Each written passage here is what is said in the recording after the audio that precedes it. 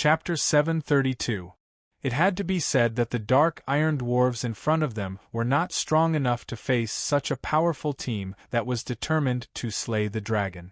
Perhaps in the burning steppes, the dark iron dwarves could rely on their indestructible black iron tower and firearms to occupy a large territory, becoming one of the powerful lackeys of the Grade 2 fire dragon.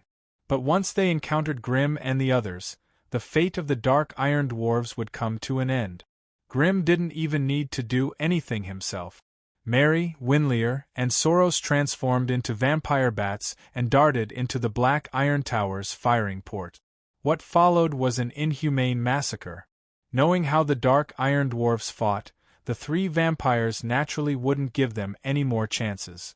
They would either kill them the moment they saw them, or quickly escape from the explosion zone after discovering that they had ignited the explosives. Grim stood in front of the black iron tower, hearing the screams and cries of despair and pain from the dark iron dwarves. Starting from the bottom, there were sporadic explosions. When the dark iron dwarves saw the thick tongues of fire coming out of the watchtowers and shooting ports, and heard the crisp sounds of gunfire that sounded like beans popping, the bloody massacre spread from the bottom of the tower all the way to the top. The weak dark iron dwarves finally felt despair when they faced three terrifying assassins who moved like phantoms, and they collapsed. The door of the black iron tower was opened once again, but this time it was smashed by the Goblin Ripper. It was obvious that Tigul was a little embarrassed after being humiliated in front of a bunch of weaklings.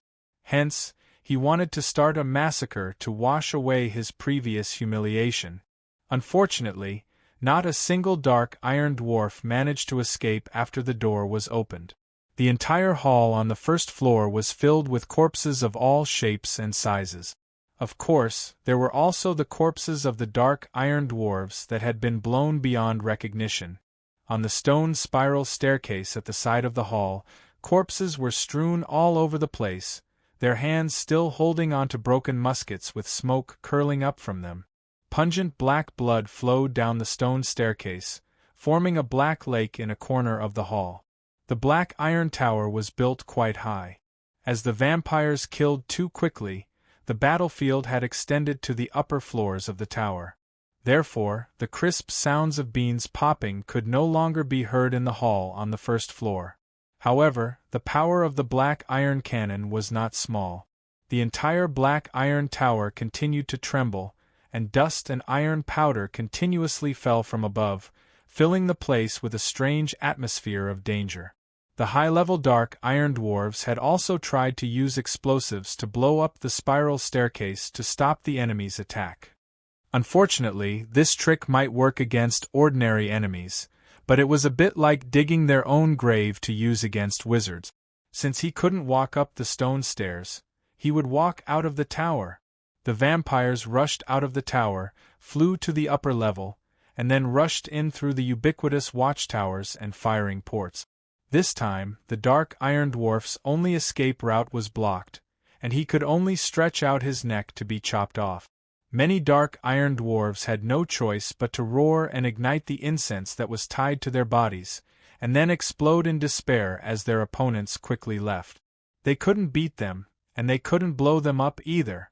The remaining dark iron dwarves were in complete despair, and before the vampires could reach them, they all jumped down the tower in a frenzy.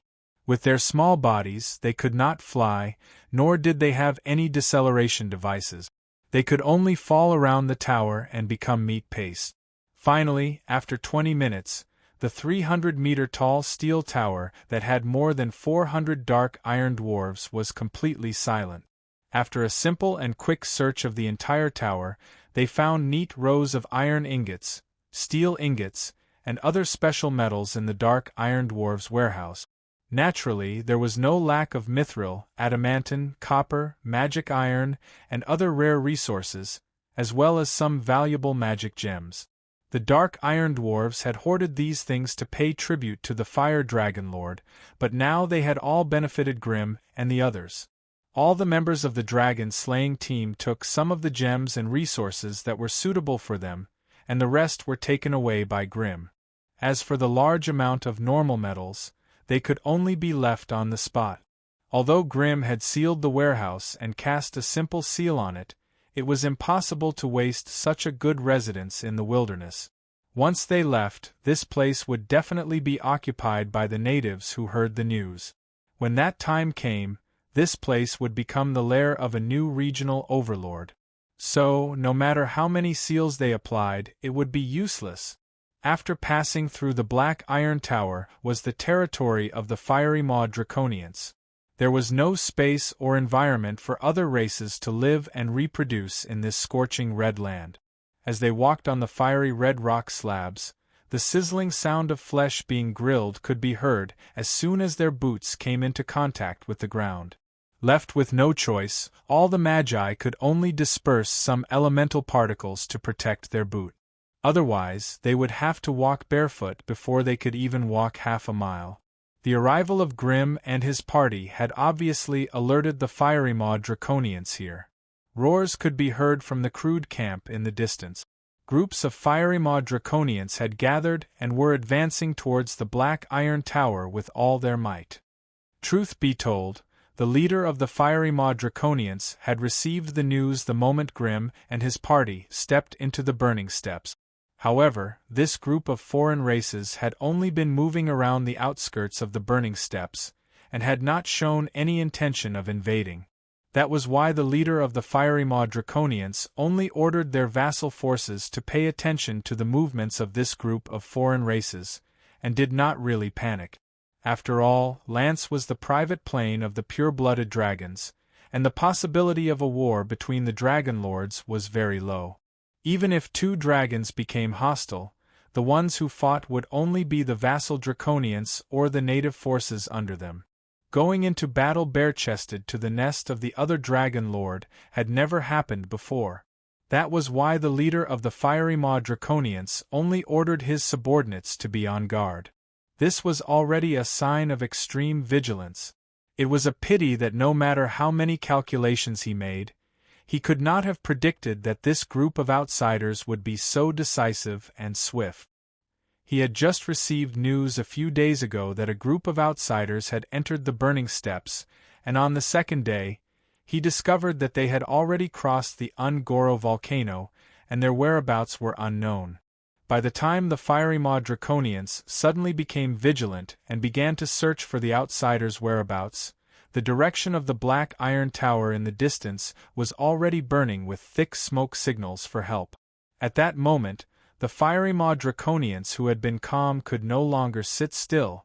While sending men to the fire dragon lair to warn, he frantically gathered the Draconians that were scattered around the area and assembled a team to rush to the Black Iron Tower. Unfortunately, he was still a step too late. Perhaps no one would have thought that the group of outsiders had used less than 20 minutes to wipe out the entire Dark Iron Dwarves, and then leisurely crossed the Black Iron Tower, bypassing the fiery Maw camp and approaching the fire dragon lair step by step.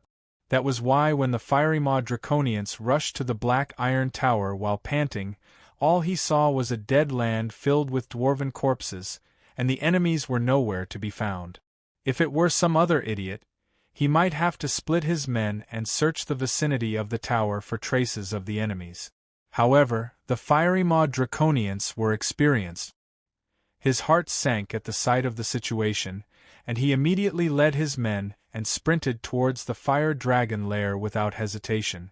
It was 120 miles from the fiery Maw camp to the Black Iron Tower, and another 170 miles from the Black Iron Tower to the fire dragon lair.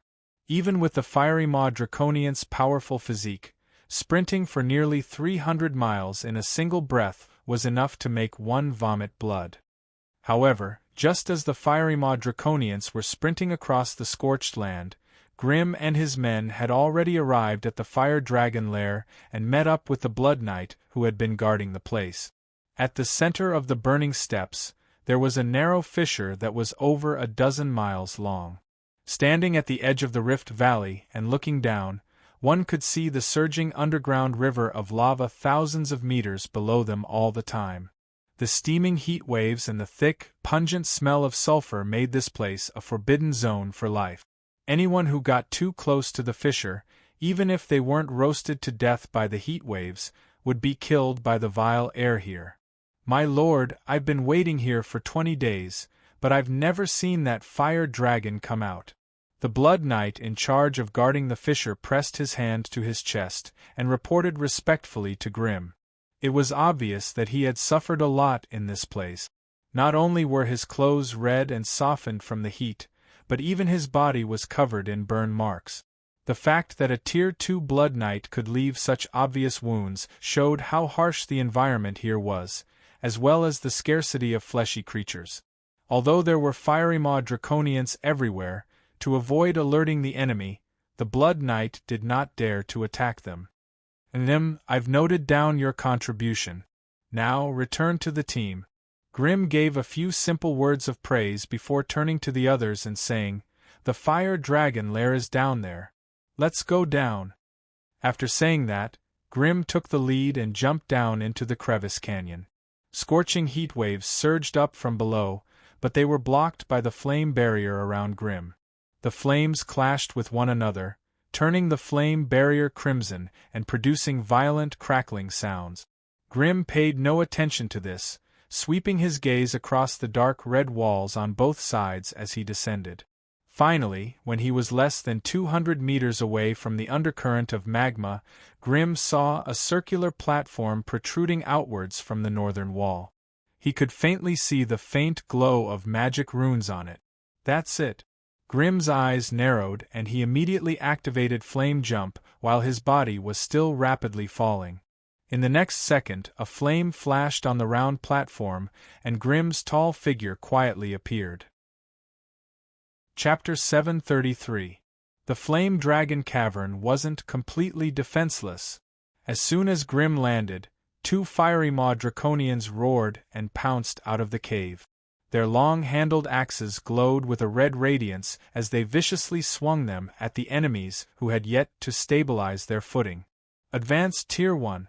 The 2 fiery maw draconians were advanced Tier 1 elites, but against a Tier 2 sorcerer, they were nothing. A resistance ring of fire pushed the 2 draconians far away. Grim lightly patted the voodoo scroll on his waist, and the voodoo doll and the sewing puppet floated out of it. "They're yours now." Grim gave them a simple order and ignored the 2 draconians. The 2 wizard servants giggled, and just like that, floated towards the tall and burly dragonoid warrior. At this moment, Mary and the 2 blood knights flew down from the cavern.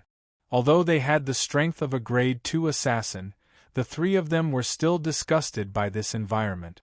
Wisps of black smoke could be faintly seen rising from their bodies.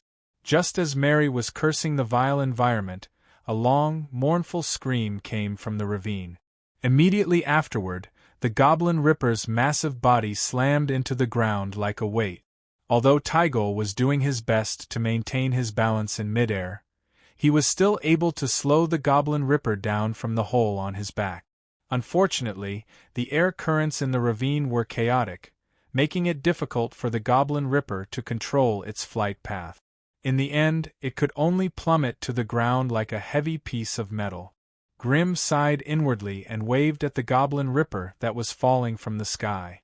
A red glow immediately wrapped around the Goblin Ripper's massive body and began to slow it down. When the Goblin Ripper's speed was reduced, the red glow began to move horizontally towards the teleportation platform under the guidance of a strange force. "Thank you, boss." "Thank you, boss." After the Goblin Ripper stabilized itself on the platform, Tygol's frightened and shrill voice came from within the Goblin Ripper. It seemed that the Goblin Ripper still had some flaws. He would have to find time to improve it in the future. Olivia and Bliss, the insect lich, were able to reach the teleportation platform on their own, but when it was Zachary's turn, Grim had no choice but to pull him over. When Dragon Man Zacha landed and Grim turned around, the voodoo doll and the sewing doll were already floating in front of him, giggling. As for the 2 Firemaw Dragonians, one of them had been poisoned to death on the spot with a livid expression, while the other's eyes had almost popped out of their sockets, his face filled with terror and unease. His death was especially miserable. At this point, other than the old fox, Venlier, who was too weak and had to stay outside to find a place to hide, the other members of the team were all present. Next up would be the highlight of this trip, finding the Tier 2 fire dragon. From the teleportation platform, everyone first had to pass through the winding fire dragon labyrinth that was filled with traps. If they didn't think of a way to pass through the maze, they wouldn't even have the qualifications to face the fire dragon. Blitz, it's up to you, Grim instructed in a low voice.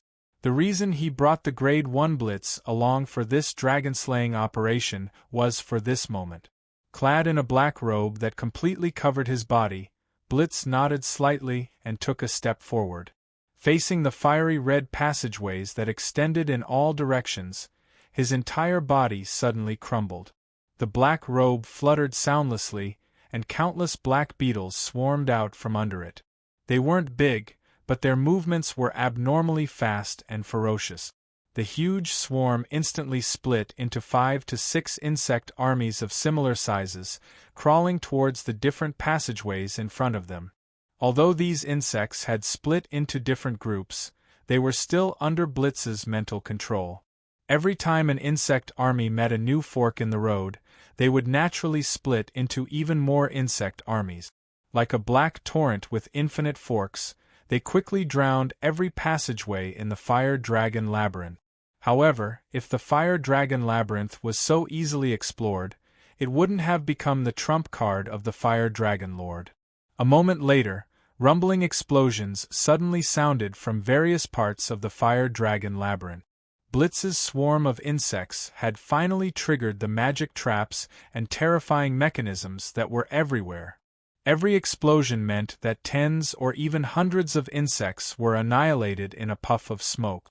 Although the damage each time wasn't severe, as the bugs continued to advance and the traps kept on being triggered, the damage accumulated to the point that even the insect lich, Bliss, could not ignore it.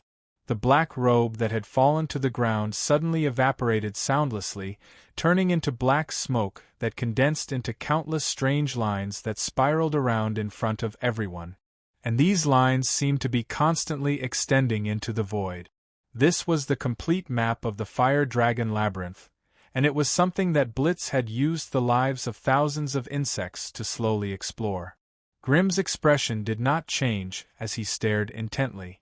The AI chip in his brain was already scanning and analyzing at high speed.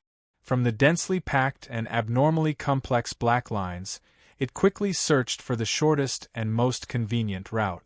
Finally, an hour later, one of the thousands of insect armies had successfully made their way out of the Fire Dragon Labyrinth, and they were met with an earth-shattering wave of flames. It was the Fire Dragon Lord. Found it! Grim's expression relaxed, and he said in a low voice, "Let's go." With that, he took the lead and charged into the Fire Dragon Labyrinth. Draconian Zatcher raised his frost hammer and smashed a corner of the teleportation spell formation, before following Grim into the labyrinth. The rest of the Scarlet Magi looked at each other and followed without hesitation. In the blink of an eye, the place was empty once more. There wasn't a single person to be seen. With the swarm of insects leading the way, the complicated and winding Fire Dragon Labyrinth no longer had any mysteries to them.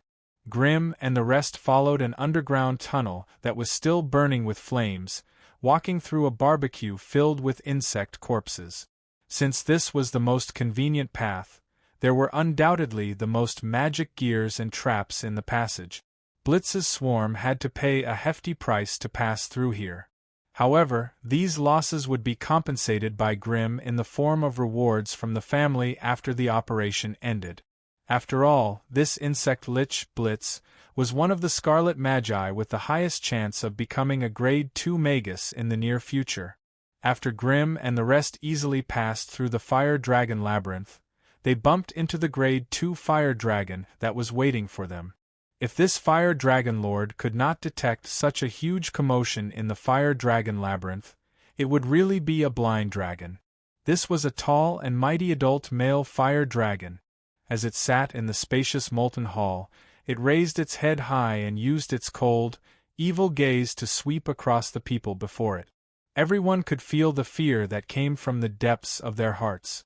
Grimm took the lead and was the first to face the biting cold draconic aura head-on. Beat.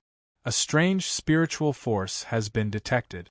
Activate spiritual barrier to isolate it? Warning, warning. If the spiritual force is not isolated, the host will suffer -5 spirit and -3 agility in 7 seconds. Countdown begins. 7. 6. Activate spiritual barrier. Command received. Spiritual barrier activated. It is estimated that the spiritual force will be eliminated in 3 seconds. Others could sense that Grimm, who bore the brunt of the attack, was only stunned for 3 seconds before he quickly shook off the effects of the draconic aura and continued forward. Behind Grimm, Mary, Tigula, Zachary and the others all emitted a faint glow of spiritual barrier. The source of the glow seemed to be a strange protective talisman hanging around their necks or waists. These were the spiritual talismans that Grimm had specially purchased from the Silver Alliance, each worth 8,000 magic crystals. Seeing the strange magic undulations emitted by the group, the Grade 2 fire dragon became enraged once more. Since the enemy had come prepared, it seemed that a fierce battle was inevitable. Fire Dragon Bamu raised its head and glared at Grimm, roaring in a voice that shook the heavens. Who are you? Why have you barged into Lord Bamu's chambers? Tell me why you're here, or else. The fire dragon opened its huge mouth, and through its sharp fangs, everyone could clearly see the blazing ball of fire that was quickly forming in its throat. Let's fight then. What's with all the nonsense? Mary had always acted faster than she thought. She threw off the black robe that was in the way and flapped her wings, taking the lead in charging at the terrifying fire dragon. She was fast, but the fire dragon was faster. An incomparably scorching dragon breath rolled down like a wall. Although Mary was impulsive, she was not stupid. With her defense and magic resistance, she would only be burnt to a crisp by the dragon breath of a Grade 2 fire dragon. There was no way she could resist it. As a result, she flapped her wings continuously, and her delicate body drew 4 or 5 red afterimages in the air, finally dodging the terrifying fan-shaped dragon breath. Grimm stepped forward without hesitation and extended both his hands forward. A similarly surging stream of blazing flames rushed towards the dragon's breath. Both sides collided fiercely. Dragon breath versus flame flow. The red dragon was a high-grade fire-type magical creature, while Grimm was a famous fire wizard. Both sides seemed to be immune to low-level fire damage, so after the two flames collided, they continuously splashed and dispersed a frighteningly high temperature and frightening fire waves. For a moment, the middle section of the molten hall became an area where the two flames fought and wreaked havoc. Even the surrounding area was quickly turned into a sea of fire. The two contending forces were of the same rank, and their control of fire was equally matched, so it became an evenly matched confrontation. However, with Grimm's physique and spirit, it was obvious that he could not fight against such a large number of high-level magical creatures. As a result, Grimm was pushed back by a huge force. His leather boots rubbed against the fiery rocks, leaving behind 2 eye-catching scorch marks. Green smoke curled up from the friction between his boots and the fiery rocks. Damn it, this fire dragon is so strong. Chapter 734. The First Wave, Fire Dragon's Breath vs Fiery Flow. The Fire Dragon won. Grimm's body couldn't help but stagger back under the impact of the two crimson flames, unable to hold on. The rest of his companions saw this and immediately rushed over to support him. In the next second, Zatch's lightning chain and Goblin Ripper's Goblin Mark II fire arrow whistled towards the fire dragon. However, their attacks were annihilated or detonated by the fire dragon's breath midway. The tall fire dragon slowly shook its ferocious head, trying its best to maintain its shockingly powerful fire breath, sweeping out a huge flaming fan in front of it. Its huge body gave the fire dragon an astonishing lung capacity. If it were to dive down from the sky, the fire dragon's breath would be able to form a wall of flames that was about 30 meters wide and 800 meters long. Any creature that fell under the flames would not be able to survive. Even a sturdy stone fortress would explode into a terrifying sea of fire under such a powerful fire breath. Furthermore, the fire dragon's breath wasn't just pure elemental flames. It was mixed with a lot of strange, sticky substances that only giant dragons could secrete. This gave the fire dragon's breath a strange adhesive property that elemental flames didn't have. Once the fire dragon's breath touched anything, it would stick firmly to the surface and use the turbulent flames to corrode and burn everything that could be burned. That was why Zacha and Goblin Ripper couldn't dodge in time. The fire dragon's breath passed through the net of fire and hit part of their bodies. Immediately, scorching flames adhered to the surface and burned fiercely. No matter how much they attacked or cast spells, they couldn't extinguish it. Just as Fire Dragon Bamu forced everyone into a panic with its fire dragon's breath, it suddenly groaned in pain and shut its mouth, stopping its attack. Near its raised head, Mary's pretty body silently appeared, her claws fiercely stabbing into the fire dragon's nose. With the fire dragon's tough scales and skull, Mary, an agility-type wizard assassin, couldn't penetrate its defenses without the help of a powerful magic tool.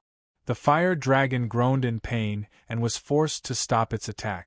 Mary's right hand, which she had thrust with all her might, was now covered in blood. But this time, it was Mary's own blood. Her attack didn't even penetrate the fire dragon's scales. The fire dragon let out an angry roar, opened its huge mouth, and let out a powerful dragon roar that shook the earth. After intimidating the enemy in front of it, the fire dragon stretched out its head and bit towards Mary's lithe and delicate body. Retreat. Don't fight it head-on. Use guerrilla tactics. Seeing that the situation was not good, Grim instantly cast a magma fireball at the side of the fire dragon's mouth, forcing its head to tilt slightly. The explosion of flames also took the opportunity to blast Mary, who was shocked out of her wits by the dragon's roar. Although Mary would suffer a certain amount of fire damage, she had avoided the fatal bite of the fire dragon. After all, Mary was also a Tier 2 sorcerer.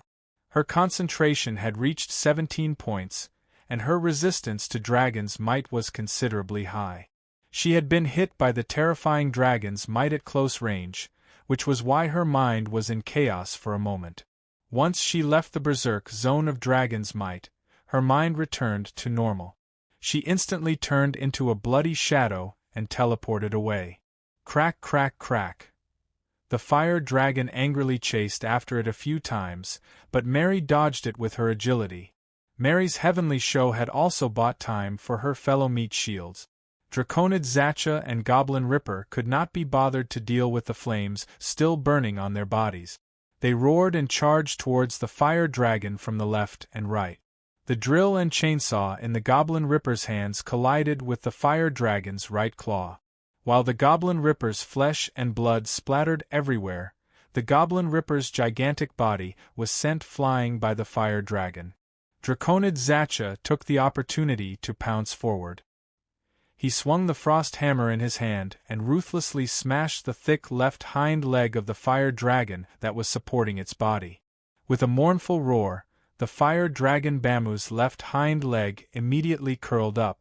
The fire dragon turned its head with agility that did not match its huge body. A pair of golden flames stared firmly at Draconid Zacha. It was actually a Grade 2 Draconid warrior. Bamu's mind raced. For the first time, he began to seriously consider whether a certain dragon lord had joined in the conspiracy to harm him. One must know that in Lance, all dragonmen slaves would only worship and serve a single dragon overlord for their entire life.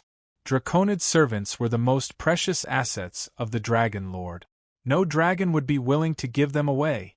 Furthermore, the difficulty of nurturing a Grade 2 Draconid servant made the dragons weep. Therefore, the appearance of a Grade 2 Draconid warrior in a team of foreign races would inevitably arouse Bamu's suspicions. However, suspicions were just suspicions. There was no room for courtesy or hesitation in battle. Without hesitation, Bamu ignited Draconid Zacha with a short burst of dragon breath, wrapping his entire body in a layer of violent and ferocious magical flames. The two Blood Knights shouted as they rushed forward. Before they could even slash at the fire dragon 3 times, they were flung into the walls of the lava hall by a ferocious dragon tail. Amidst the terrifying sounds of bones breaking and tendons snapping, the two Blood Knights were almost turned into 2 puddles of meat. Even the runic longsword in front of them was bent at a shocking angle. Although they were both Grade 2 creatures, the fire dragon berserk had a crushing advantage over the vampires. Don't fight it head-on. Attack while moving around. As the commander of this battle, Grimm's mood was far more serious than an ordinary person's. He shouted with all his might as he threw out a terrifying Balrog. Then, with a howl, he himself transformed into a tall Balrog, his entire body wreathed in flames. At the same time, 2 tall Balrogs that were no smaller than himself suddenly appeared in the lava hall. The Grade 2 fire dragon that had been rampaging through the battlefield and slaughtering wantonly finally stopped its attacks, observing the 2 new enemies from afar. The atmosphere on the battlefield suddenly became stagnant. After being sent flying by the fire dragon, the Goblin Ripper regrouped and once again advanced with heavy footsteps, standing shoulder to shoulder with the 2 powerful Balrogs. On the other side, Zacha the Dragon Man barely managed to extinguish the scorching flames on his body with the power of violent lightning. He stood up, his body scorched black. The 4 dragon slayers stood side by side, forming an indestructible iron wall that stood in front of the fire dragon Bamu. Mary flapped her red bat wings and floated down from behind the fire dragon, blocking its path of retreat. As for the 2 Blood Knights, they coughed up blood while desperately stuffing potions like blood sacks into their mouth. With a series of crackling sounds of flesh and blood exploding, their broken ribs and bloody internal organs miraculously recovered quickly. For the first time, the fire dragon Bamu's gaze turned serious. He was confident that he could smash any one of the enemies before him into minced meat and roast them into charcoal within half a minute. But once they were united, he would have to pay a huge price if he wanted to win. However, the wealth and treasures that he had spent hundreds of years collecting were hidden in the palace behind him. If he ran away or lost, these treasures would have to be handed over to others. At the thought of this, the fire dragon Bamu's anger soared.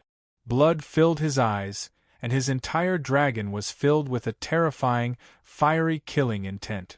And so, without anyone urging him, the fire dragon Bamu once again opened his mouth and let out a long, intimidating dragon roar. Then, with a ferocious expression, he pounced towards Grimm. He could clearly see that this evil wizard was the leader of this group of people. As long as he killed him, the threat of the enemy would immediately be reduced by half. In an instant, a group of people and a dragon were entangled once again, and a terrifying battle that shook the entire underground space erupted. The second round of fighting only lasted for a quarter of an hour. The first to be banished from the battlefield were still the 2 Blood Knights. In the Faern Plain, they were still invincible in the battle against the forest elves, sweeping through everything before them. But in this cruel dragon-slaying battle, they were the first to be sent flying due to their overly weak bodies. Smack, smack, the 2 Blood Knights once again smashed into the hard rock wall, leaving 2 human-shaped marks on it. The front of their bodies that had been swept by the dragon's wings had already been rotted into a pile of flesh that no one could identify. They stuck close to the wall like portraits, struggling to hold themselves up with their arms for a long time, but still unable to get themselves off. The second to fight was the dragon man Zacha.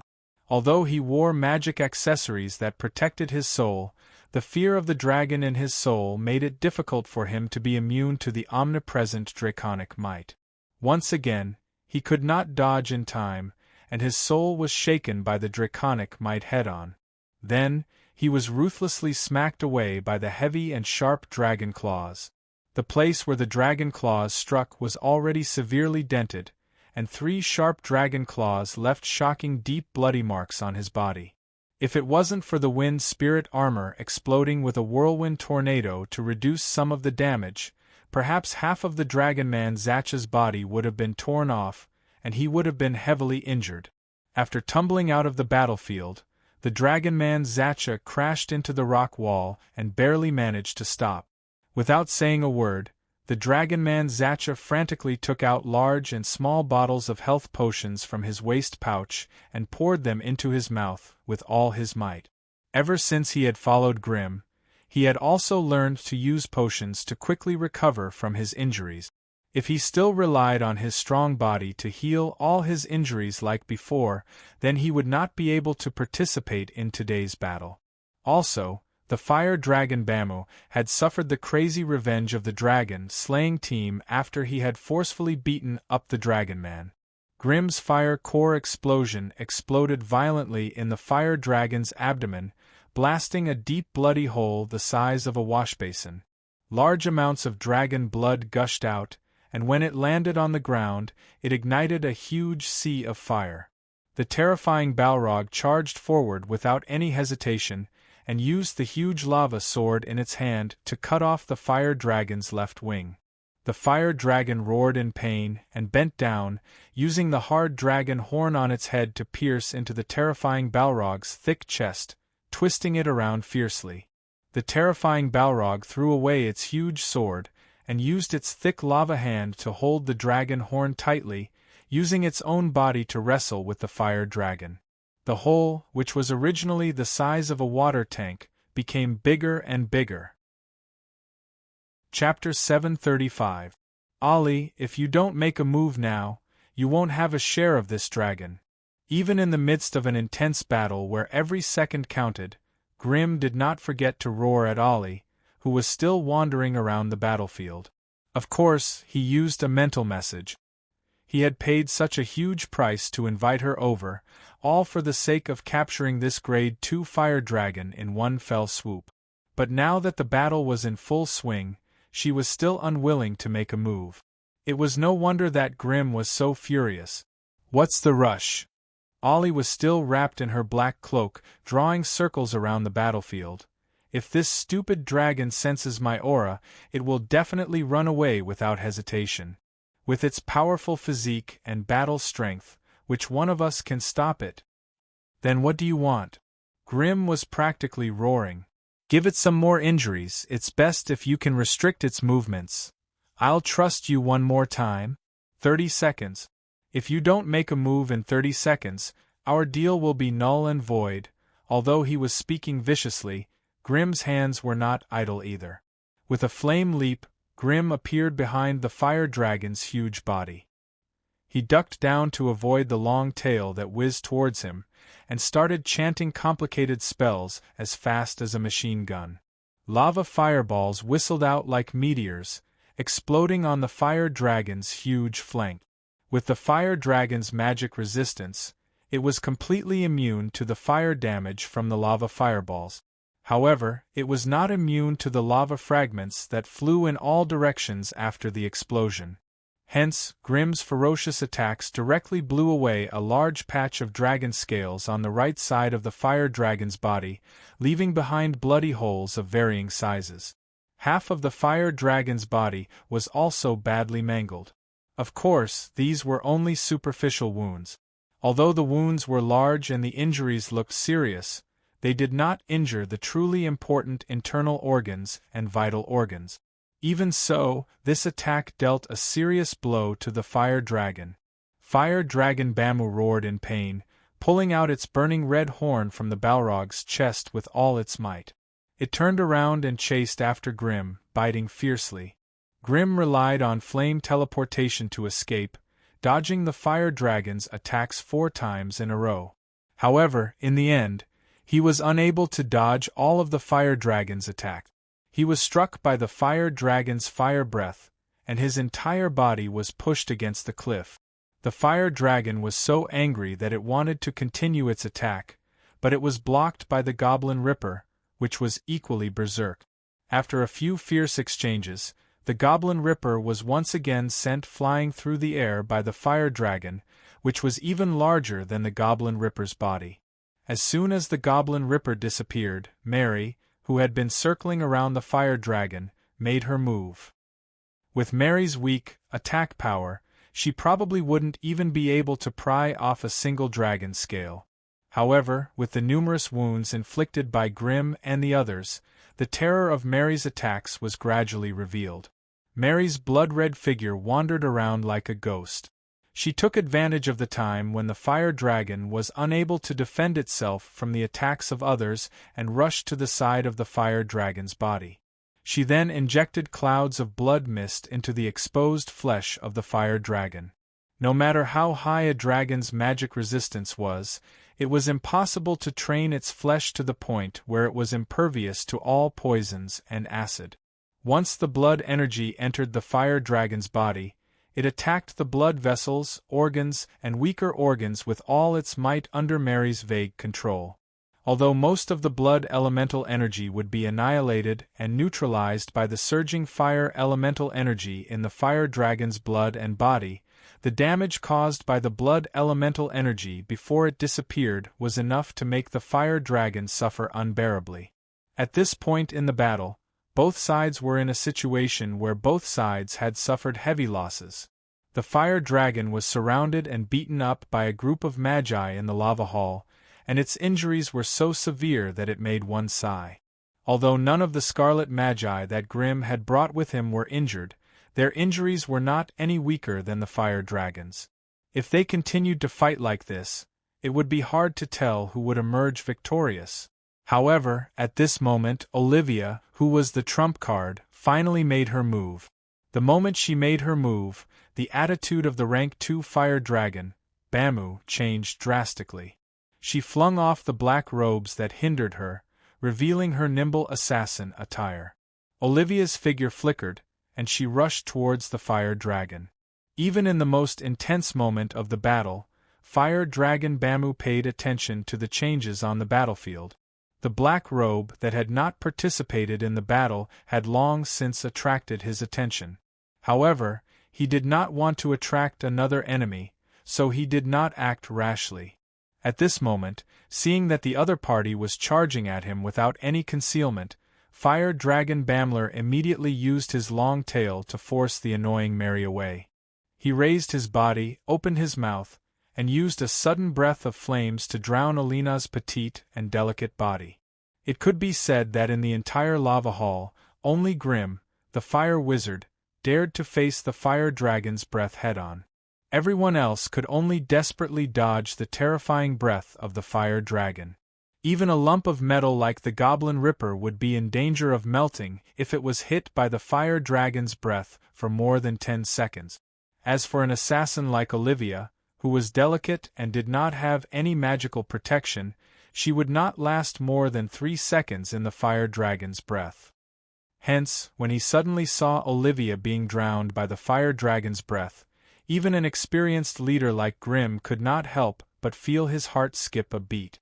But in the next second, a strange scene appeared on the battlefield, causing everyone to cry out in surprise. The mysterious Olivia had actually curled her body into a ball. She pulled the cloak behind her, using a thin layer of black cloth to block the fire dragon's breath, which dealt 460 degrees of magic damage. Once her body passed through the fire dragon's breath, Olivia let go of the cloak and stretched out her body. She reached for the 2 dragon-toothed daggers at her waist. Olivia and Mary both walked the path of high agility, which meant that their strength and vitality could not be too high. With such weak strength, it was unrealistic to think that she could pierce through the fire dragon's scales with a pair of daggers. But to everyone's surprise, the same close-range assassination attempt ended in Mary's defeat, and she was forced to flee in defeat. However, Alina acted out of character. The dagger in her hand pierced through the dense dragon scales on the dragon's neck as if she was stabbing a piece of tofu, leaving a half-meter-long cut on it. The fire dragon Bamu roared in pain, stretching its neck to chase after the agile figure that was jumping around. But Olivia was like a dancing fairy, dodging left and right between the fire dragon's huge fangs with ease. The daggers in her hands were like peerless godly weapons that could cut through gold and jade. A random stab on the fire dragon's body would leave a bloody hole, and a cut would leave a bloody mark. The once indestructible dragon scales were now as fragile as tofu in Olivia's hands, unable to withstand any of her attacks or touches. The fire dragon Bamu's repeated attempts to bite her were futile, and even his draconic might that had worked 100 times was ineffective against the strange female assassin. As he roared in rage, his nose suddenly sniffed a few times, and his expression changed drastically. "Dragon Devourer! You're a Dragon Devourer!" Without much effort, the fire dragon Bamu had matched the young assassin before him with a fearsome enemy from the legends of the dragons. Dragon Devourers were a strange race and occupation that all dragons loathed. Regardless of gender or age, they would become the enemy of all dragons in the multiverse as long as they became Dragon Devourers. As Dragon Devourers, they usually behaved no different from normal humans, and would only display various strange abilities when fighting against dragons. If a Dragon Devourer's usual magic resistance was 1 point, then it would be 10 points when fighting against dragons.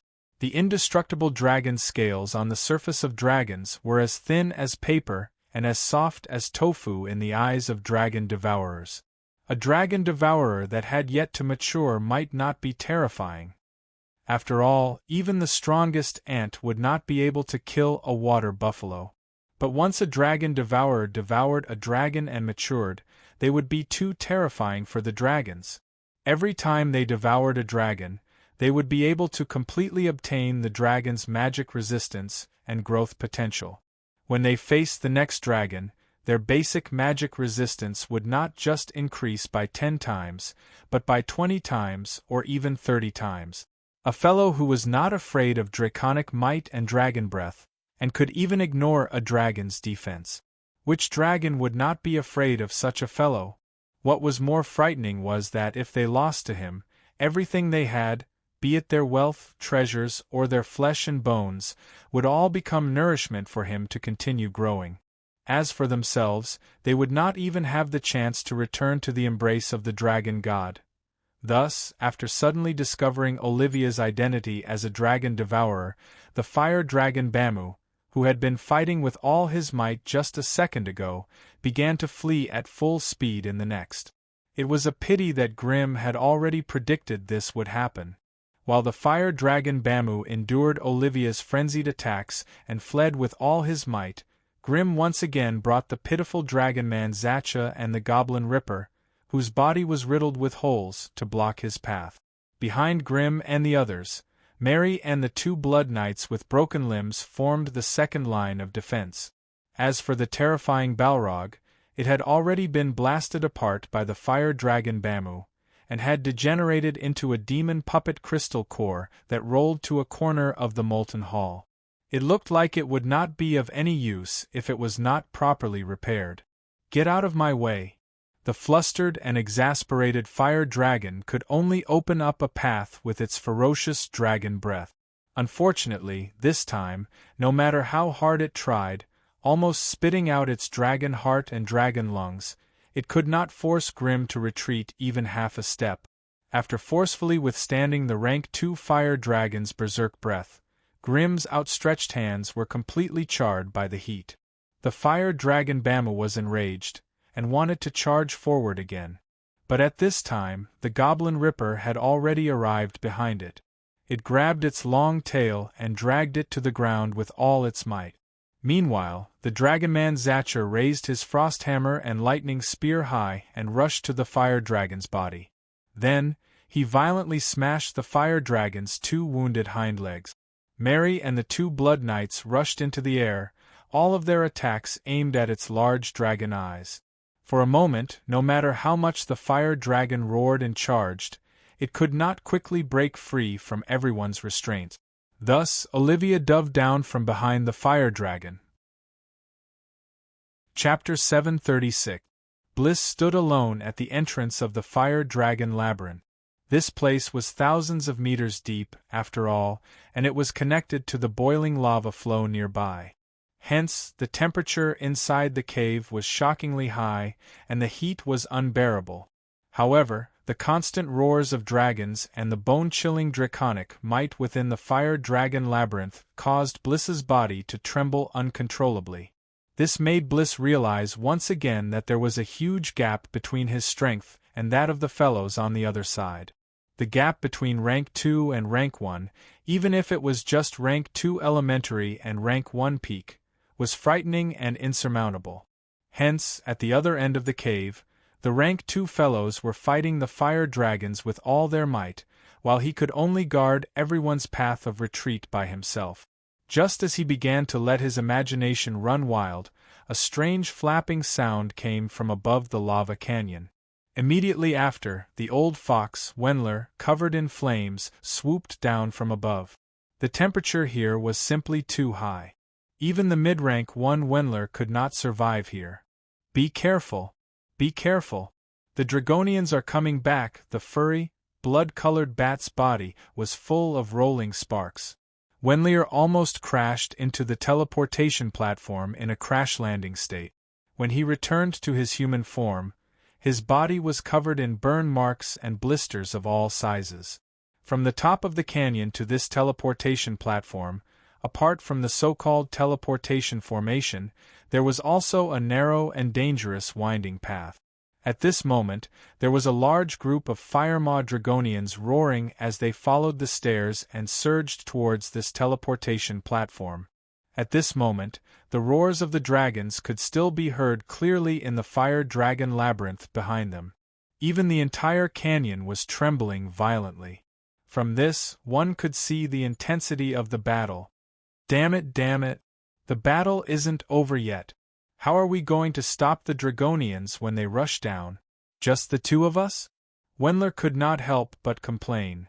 For Bliss's green eyes, hidden under his black robe, did not blink. For as soon as Wendler asked the question, the voodoo doll and the sewing puppet floated out of the darkness. They floated in the air and laughed eerily. Although the two little fellows were only the size of a palm, they were genuine level 1 witchcraft creations, each with unique abilities. However, with the addition of the two of them, there were only 4 grade 1 rankers present. Faced with the swarming Draconians, their strength still seemed insufficient. Just as Wendler's eyes flickered, the black-robed Blitz's body wriggled in a strange manner, and some strange phantoms of giant insects rolled out. A moment later, the shadows of the giant insects solidified right in front of Wendler's eyes, turning into ferocious demonic cockroaches with dark green runes flashing all over their bodies. 1, 2, 3, 4 In the blink of an eye, the spacious teleportation platform was surrounded by 22 demonized cockroaches that had long, narrow bodies, spindle-shaped abdominal sacs, wide, flat wings, and a pair of hideous sickle-like forelimbs. Go, my little darlings. Let this place bloom with a bloody feast. As the insect Lich Bliss hissed sharply, the demonized cockroaches stood up and rubbed their scythe-like forelimbs, creating dazzling sparks. Only then did they spread their wings and hurriedly pounced at the raging draconids that were descending the dark red rock walls. A battle of blood and flesh was about to unfold. The two bloodthirsty voodoo doll and the sewing puppet saw this and immediately chuckled sinisterly as they followed. Even Wendler, who had always been the brains of the group, could not help but shudder at the scene before him.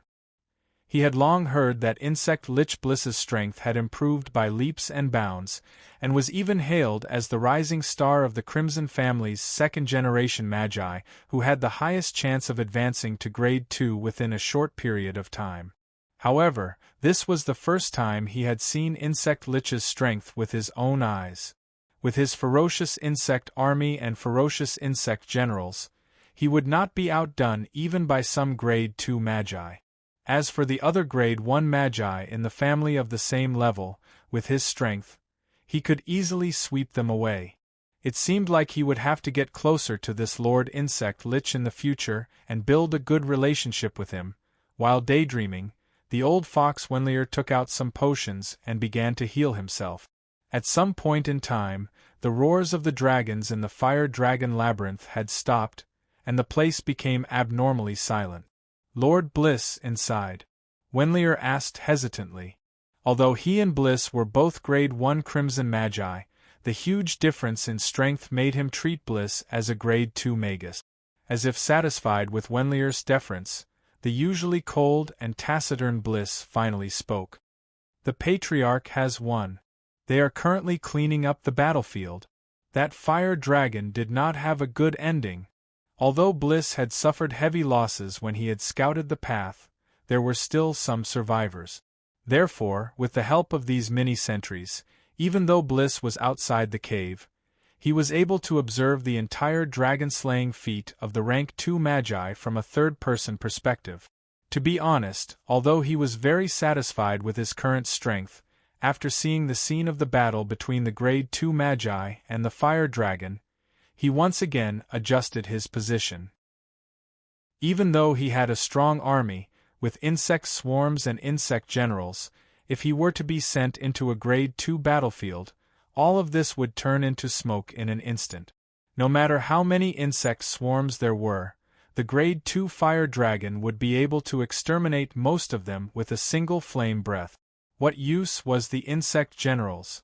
They might not even be able to break the skin of the grade 2 fire dragon. Insect swarms and insect generals might be invincible against opponents of the same rank or slightly weaker, but against such a tough opponent, no amount of insect swarms or insect generals would be as effective as the dragonoid. Hence, the intense battle in the lava hall had also caused Insect Lich Bliss to fall into deep thought. He began to reflect on his path of evolution and the position of his family. Perhaps he would advance to grade 2 very soon, so it was better to understand now than then. Within the dark red and scorching lava canyon, a series of bloody and brutal battles were taking place on a winding stone staircase that was carved into the rock wall. As the stone staircase was narrow, it could barely accommodate one dragonoid at a time. Hence, the Firemaw dragonoid formed a long line, squeezing together on this heavenly path as they charged down frantically. Meanwhile, Insect Lich Bliss demonized mantises were either flapping their wings and flying or climbing up the cliff, engaging the dragonoids in a bloody battle of interception and counter-interception. The Firemaw dragonoids were all tall and sturdy, wielding long axes in their hands with unstoppable momentum. However, such heavy weapons could not display their true strength in such a narrow path. Instead, they were not as agile as the demonized mantises. The heavenly path was filled with boiling lava. Even with the Firemaw dragonoid's extraordinary fire resistance, falling into it would cause its skin to split open and its flesh to corrode. That was why the demonized mantises kept circling around, diving down when they saw the dragonoid's weakness. Under the harassment of the demonized mantises, some Firemaw dragonoids would miss a step and fall from the stone staircase, falling into the lava with a plop. Such dragonoids did not even have the chance to struggle and save themselves. In just a few seconds, they were devoured by the blazing lava, not even a single bubble emerging. "What's the situation here?" A familiar male voice sounded, and Grimm led a group of sorcerers out of the fire dragon labyrinth. Only the Dragon-Eater lady, Olivia, was missing from the group. It was obvious that the Scarlet Sorcerers were all injured in the dragon-slaying battle just now, and some of them were even gravely injured. However, the joy of slaying a dragon was evident in everyone's eyes, and they were all unusually excited. "The Firemaw dragonoids have all returned. My lord, do you think we should retreat now?" The old fox Venlier asked respectfully.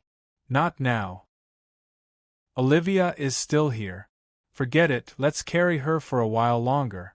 After receiving Grimm's order, the grade 2 sorcerers that had returned from the blood battle revealed sinister expressions. The battle with the fire dragons had been too dangerous and stifling. Even with their strength and numbers, it had been so difficult for them to win. Every one of them was filled with an indescribable rage. Now that they saw the dragonoid warriors that had come to their deaths, the Scarlet Sorcerers could not help but be filled with killing intent and rage. "Let's go."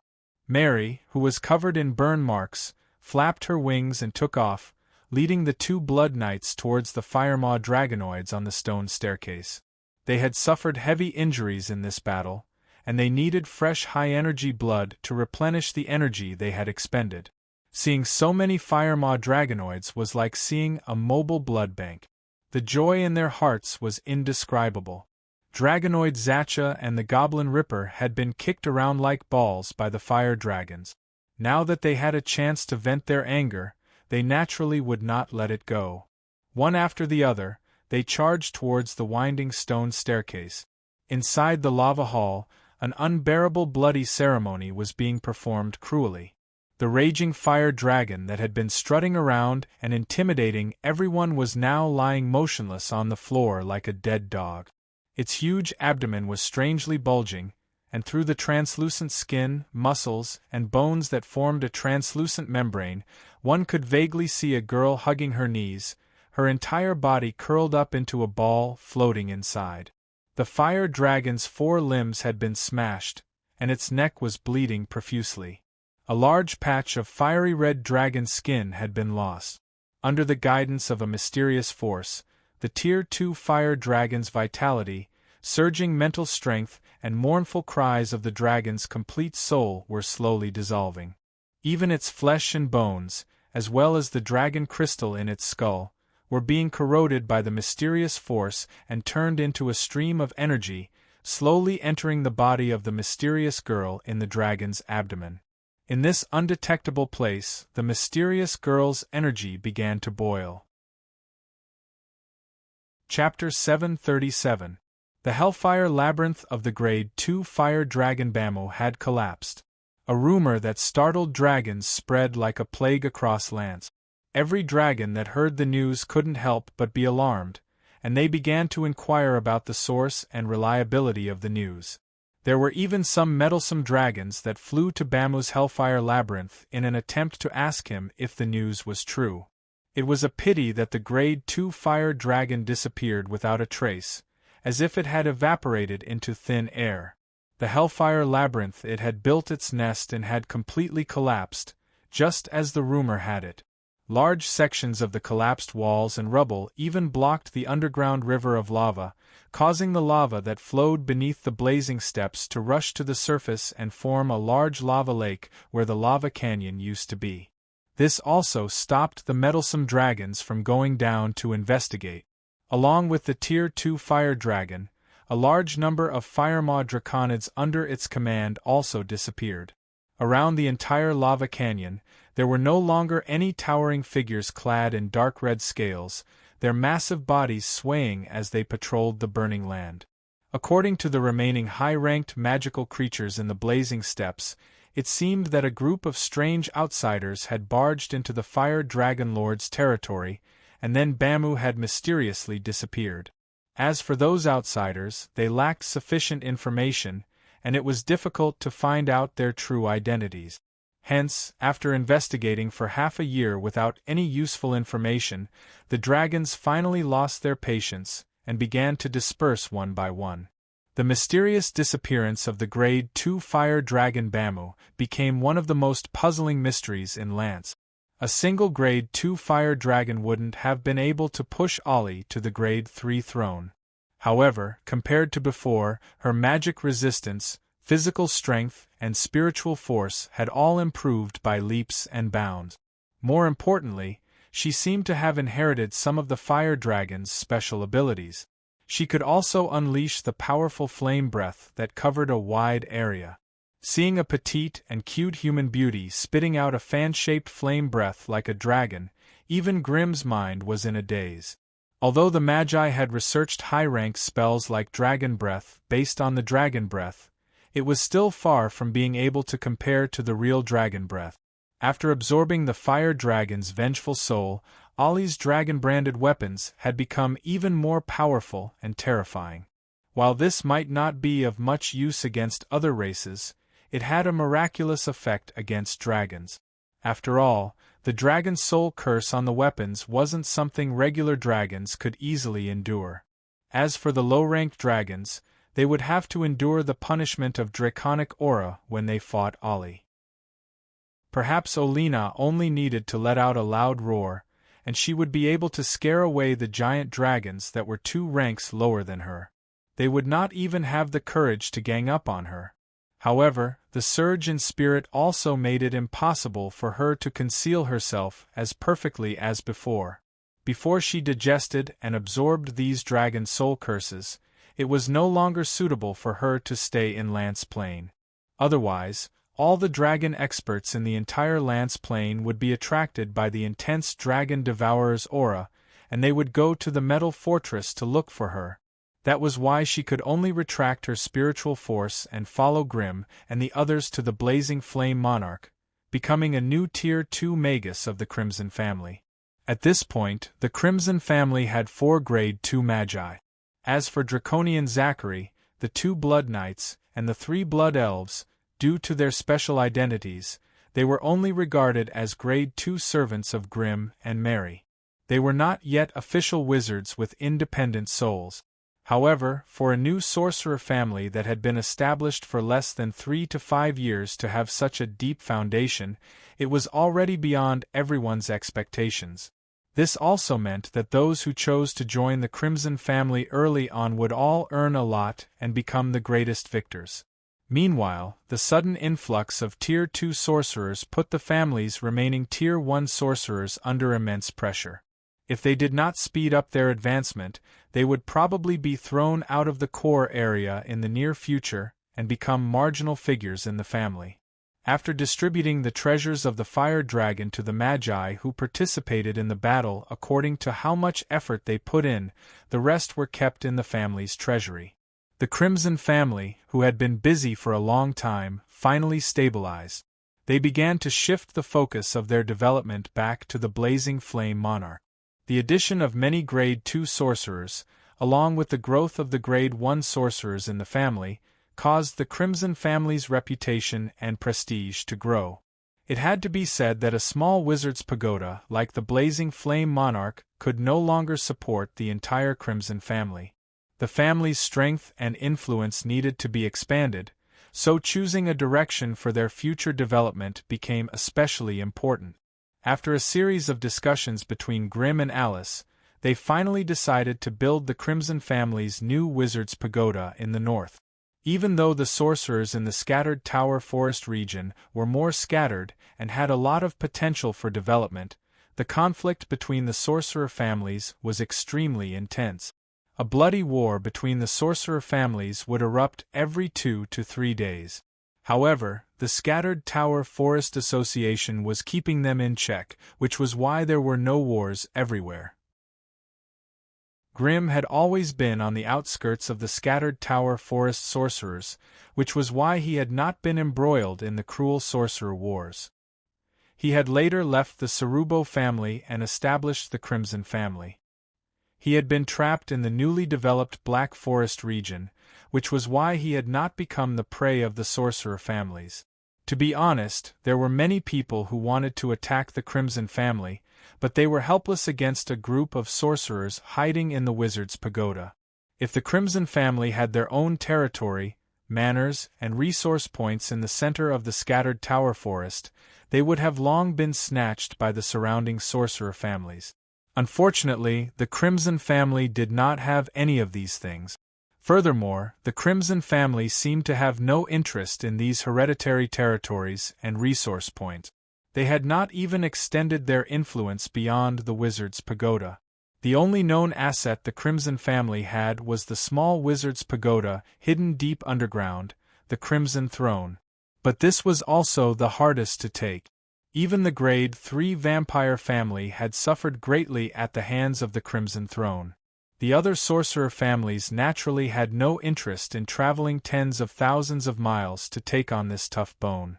It was not that the surrounding sorcerer families did not want to deal with the rapidly rising Crimson family, but that they could not find a place to strike. The Crimson family that had not left the wizard's pagoda already had countless enemies in the center of the continent. One of the vampire families had a blood feud with them, 2 sorcerer families had a grudge against them, and even their old family, the Cerubo family, had enmity against them. This level of enmity was unparalleled even among the small-scale sorcerer families. Thus, if the Crimson family wanted to expand their influence in the scattered tower forest, they would definitely be attacked and plotted against by their enemies.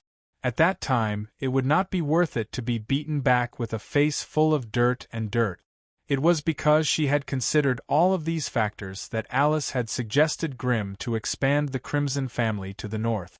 Even though the witches here were xenophobic, with the support of Alice, the leader of the Destiny Witches, Grimm and the Crimson family had much more room for development than in the center of the continent. Since the direction had been decided, the next step was to choose the location of the family's new territory. Rich and prosperous places had already become the territories of other witches. The territories that were returned to the Destiny Witches were either saline deserts or the borders of the northern lands where magical creatures roamed. Even a top-notch sorcerer family had to be prepared to lose everything if they wanted to start from scratch in such a place. However, Grimm did not care about this. The sorcerer kingdom of his dreams was incompatible with the current sorcerer world. Perhaps only this process of construction from scratch could allow him to find his true path forward. Therefore, after running around in the north for 5 months, Grimm finally decided on a place called the Icewind Territory for his family. Icy Wind Territory. It was located in the eastern part of the northern lands, a land of ice and snow adjacent to the dark forest. There were almost no human villages or towns here, and even the nearest wizard tower was 400 kilometers away. This was originally the territory of the Chilly Winter Witches, but the Chilly Winter Witches were unwilling to return the fertile land in the center of the northern lands. Thus, they gave this 100-kilometer-wide frozen plateau to the Destiny Witches. As it was extremely difficult to nurture the Destiny Witches, they did not even have the direct territories under their control. This enclave at the edge of the Black Forest had naturally become a decoration, a barren land with no one to manage it. No witch was willing to set up camp here, and without the powerful protection of the Wizard's Pagoda, no one dared to settle down here. Therefore, Grimm had traveled all over the Icy Wind territory, but apart from a dozen or so hunters who were making a living here, he could not find any other living people. To others, this kind of territory was naturally a bone without any benefits, but to Grimm, it was a good stepping stone for his rise. Therefore, after marking out a piece of land on a high hill less than 5 kilometers away from the Black Forest, the pagoda builder hired by Grimm quickly arrived. Just like in the center of the continent, the tower builder Grimm hired still belonged to the Silver Alliance's branch in the northern lands. For the future development of his family, Grimm gritted his teeth and hired the tower builder to build a medium-sized wizard's pagoda. It was a medium-sized wizard's pagoda with 15 floors and all the wizard's buildings and equipment. The cost of building a medium-sized wizard's pagoda was as high as its power and function. The price was so high that it would make one cry. 2 million magic crystals. 2 million magic crystals. Chapter 738. However, such a price was acceptable. After all, Grimm had already looted the lairs of the 4 giant dragons. It would not be a problem for him to build a new wizard's pagoda after selling the resources and gemstones he had obtained. Moreover, the materials and resources needed to forge the 2 pieces of the blazing flame monarch had all been gathered during this period of time. Grimm naturally needed to take this opportunity to reorganize his resources and strength. Due to the remoteness of the area and the lack of suitable stone substitutes, the construction of the medium-sized wizard's pagoda took 2 whole months. In order to avoid trouble with the cold winter witches, Alice had specially sent the Ice Woman chef over to supervise the construction. But it had to be said that the Silver Alliance had their own unique expertise in the creation of puppets and the construction of the wizard's pagoda. In the past month, they had sent an endless stream of caravans to transport resources, almost turning the cold and silent Icy Wind territory into a bustling market. The resources they had spent so much effort to transport were all kinds of heavy stones and specially processed components of the wizard's pagoda. The three wizards of the Silver Alliance commanded a large group of stone golems, iron golems, and construct puppets. It only took them a dozen days to erect a 90-meter-tall ice tower with a diameter of 300 meters. Yes, in order to fit the environment and elemental characteristics of the icy wind territory, they had recommended a tall ice tower for Grimm. The outer layer of the tower was made of ice-congealing stone, a special material that could absorb the free ice elements in the air and continuously strengthen the body. This was very suitable for the icy wind territory. As the icy wind territory was located at the edge of the north, the climate was cold and dry. In a year of December, the temperature would only rise above 0 degrees in July and August. The rest of the time, the temperature would be around -20 degrees. With these convenient conditions, it was estimated that the basic defense of the Wizard's Pagoda would be able to reach 450 to 600 degrees, even without considering the effects of wizard defense spells and magical energy. If the defense system of the Wizard's Pagoda was activated at the right time, the basic defense of the Wizard's Pagoda could reach an astonishing 1000 degrees. This also meant that even without a wizard of the same level controlling it, a level 3 wizard would not be able to damage the Wizard's Pagoda at all. More importantly, as a medium-sized Wizard's Pagoda, it already had the right to control the changes in the environment within a 10-mile radius.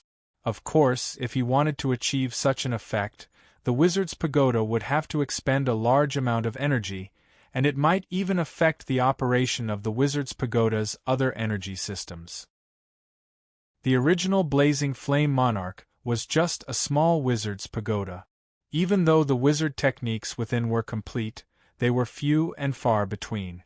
A fully functional alchemy laboratory needed to provide basic services for more than 20 wizards and nearly 100 sorcerer apprentices at the same time, and those high-grade wizards could casually conduct a large-scale witchcraft experiment that could last as long as 1 or 2 months.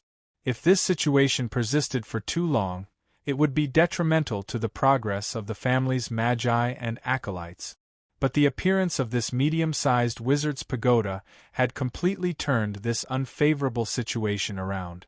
The spacious acolytes' hut allowed acolytes to no longer have to squeeze into a stone room in groups of 2 or 3. The expansion of the tower also provided more space for magi and acolytes to live and move around. The newly appeared family library was also filled with a large number of books, many of which were new knowledge obtained from the other world.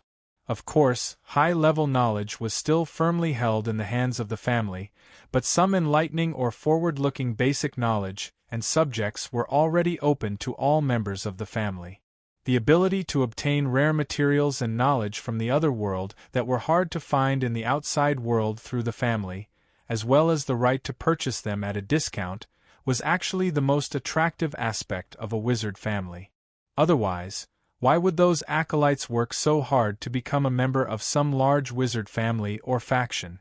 It was precisely for the benefits and privileges that these wandering wizards and acolytes would never be able to obtain. It must be known that most acolytes did not have that much talent, and it was impossible for them to all come from wealthy noble families. Thus, even if it was just a tiny bit of benefit or discount, it meant that they could take fewer risks and participate in less dangerous magical beast hunts or exploration of ruins. In the acolyte period, they lacked the protection of powerful wizard weapons, and their own defensive and offensive spells were not complete. Under the circumstances that any exploration meant that their lives were in the hands of the goddess of destiny. Thus, wizard families with good family welfare and sufficient resources were able to attract a steady stream of acolytes. With enough acolytes, wizard families could pick out those with outstanding talent and potential and focus on nurturing them. A good wizard nurturing system was the key to a wizard family's long-term foothold in the sorcerer world. In this aspect, the Crimson family that Grimm founded was lacking. It had to be said that Grimm's aggressive development strategy had a huge impact on the Crimson family. Looking at the current Crimson family, there were only 2 true Grade 2 wizards, Grimm and Mary. Like Tigul, who controlled the Goblin Ripper, and Olivia the Dragon Devourer, they were only Grade 2 aliens with the strength of a Grade 2 wizard. As for the Dragonman Zachary, the Blood Knights, and the Blood Elves, they were only Grade 2 servants of Grimm and Mary. They were not official Wizard Tower wizards. Counting with his fingers, the number of Grade 2 creatures in the Crimson family had already exceeded the number of Grade 1 wizards. This also indicated that the future development of the Crimson family was in a dangerous situation. It could be said that 99% of the Crimson family's power was entrusted to Grimm and Mary. If anything happened to either of them, the overall strength of the Crimson family would crumble like a cliff. In the past, Grimm had been constantly conquering and slaughtering in order to provide sufficient resources for the family's development. Now that he had the Goblin Plane in hand and the Lance Plane in the process of slowly developing, it was time for him to reorganize his family's development framework. The Goblin Plane was the first private plane that Grimm had conquered. With Merrill overseeing the place, there was basically no way for them to cause any trouble. As for this plane, the Crimson family lacked the necessary manpower to develop it in depth, so the Goblin Empire's development was mainly based on the independent development. The wizards only existed as super rulers. After the violent upheaval that affected the entire Goblin Plane, the goblins had fully understood the huge gap between their strength and the wizards. Although he was somewhat unwilling, he could only obediently become the sorcerer's slaves and accept the rule of this group of otherworld sorcerers. The biggest gain that the Crimson family could obtain from the Goblin Plane was the rich mineral resources. It had to be said that as a low-magic world, the Goblin Plane lacked magical creatures and magic resources. However, the reserves of metal and mineral resources were shockingly high. With Merrill as the representative, the Crimson family had adopted a gentler way of ruling the former Goblin Empire. On one hand, they transported large amounts of wizard resources to support the noble goblins who wanted to live a luxurious life. On the other hand, they used unfair methods to exchange wizard resources for large amounts of metal ores and special alloys. The giant floating airship that was destroyed in the Farn Plane was built using large amounts of metal from the Goblin Plane. With the current scale of trade between the Crimson family and the goblins, it would only take half a year for Grimm to accumulate enough resources to build a second floating airship. According to Merrill's data, all the resources that the Crimson family obtained from the Goblin Plane every year were worth 500,000 to 800,000 magic crystals. Of course, if the Crimson family was more ruthless and black-hearted, they would be able to obtain even more resources from the Goblin Plane. However, if that was the case, it would be difficult to ensure the order of the Goblin Plane. Once the goblins started to make a ruckus, the Crimson family would have to deploy a large number of magi to suppress the subjugation crusade. When that happened, the Goblin Plane would become an unbearable quagmire of war, and most of the Crimson family's energy and military might would be involved. Looking at it all, draining the pond to catch the fish would not be worth it. The order that Merrill had established was more reasonable and less laborious. As for the Lance Plane, it had always been Grimm's biggest headache. The magical creatures and giant dragons there were so abundant that it made him want to cry, but, with the Crimson family's current strength, they did not have the ability to swallow it all. Hence, rather than saying that the Crimson family had occupied the Lance Plane, it was more accurate to say that they had secretly set up a camp there, and would secretly hunt low-grade giant dragons from there. Of course, the risk of hunting giant dragons was much greater than lying around and collecting money in the Goblin Plane. They could not strike consecutively in a short period of time, or else the giant dragon lords would retaliate. However, the profits from a single successful hunt were shockingly high. Taking the rank 2 giant dragons, which were the most numerous in the Lance Plane, as an example, a captured giant dragon would cost around 600,000 to 800,000 magic crystals to be transported to the Magus world. If they encountered magi who urgently needed a giant dragon, the price could even double. Furthermore, This was only the value of the giant dragon itself.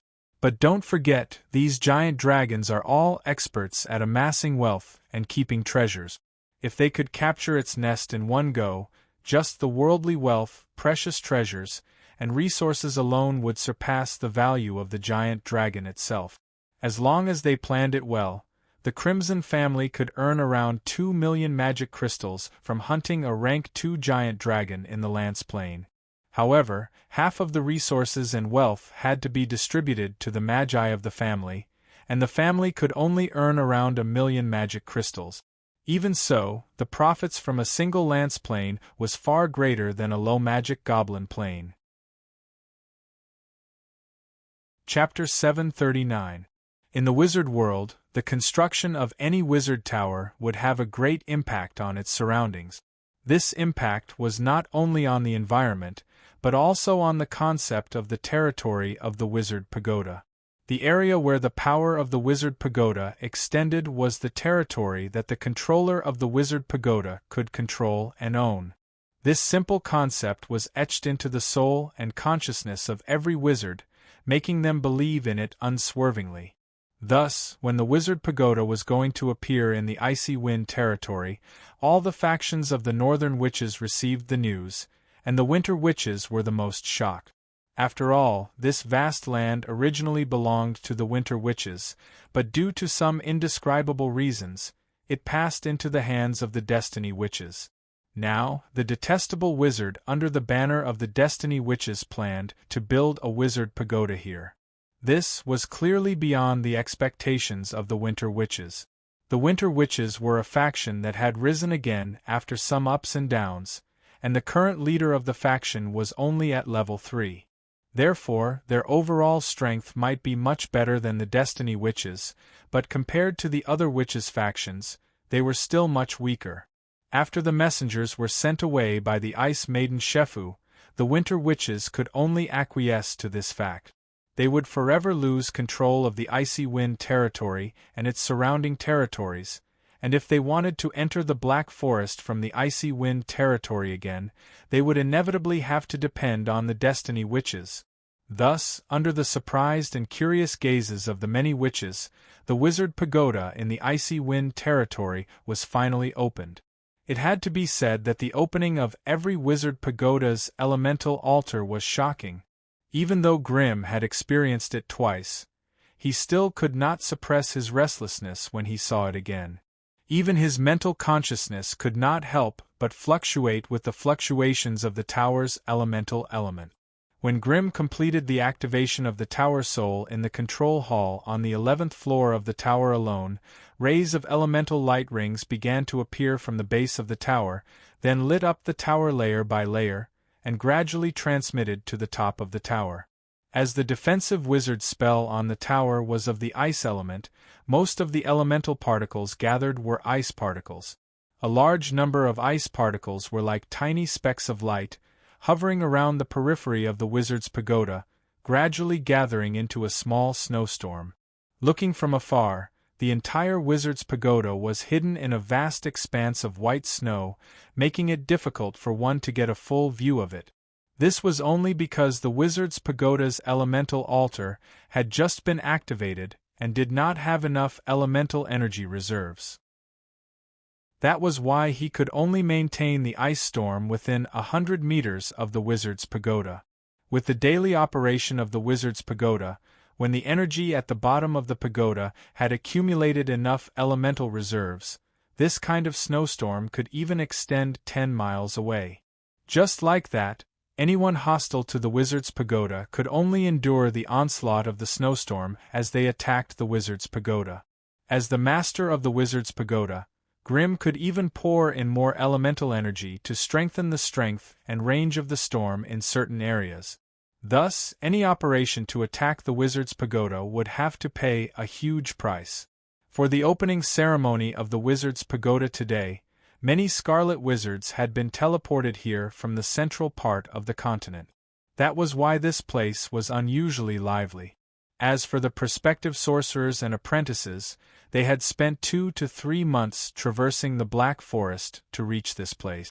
Just as the group gathered in front of the wizard's pagoda, Sensing the minute changes in the surrounding elemental particles, the door of the wizard's pagoda opened and Grimm walked out. As a level 2 wizard, Grimm was undoubtedly at the peak of his life. His appearance had almost solidified into what it was now. He had the youthfulness of a young man, but also the maturity and capability of a middle-aged man. With his life experience, he had not even passed the first 100 years of his long life. There was still a lot of good time waiting for him to enjoy and savor.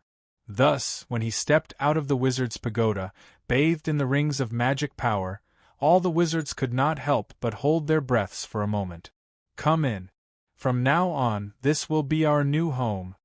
Hearing Grimm's excited words, all the scarlet wizards present could not help but cheer in joy.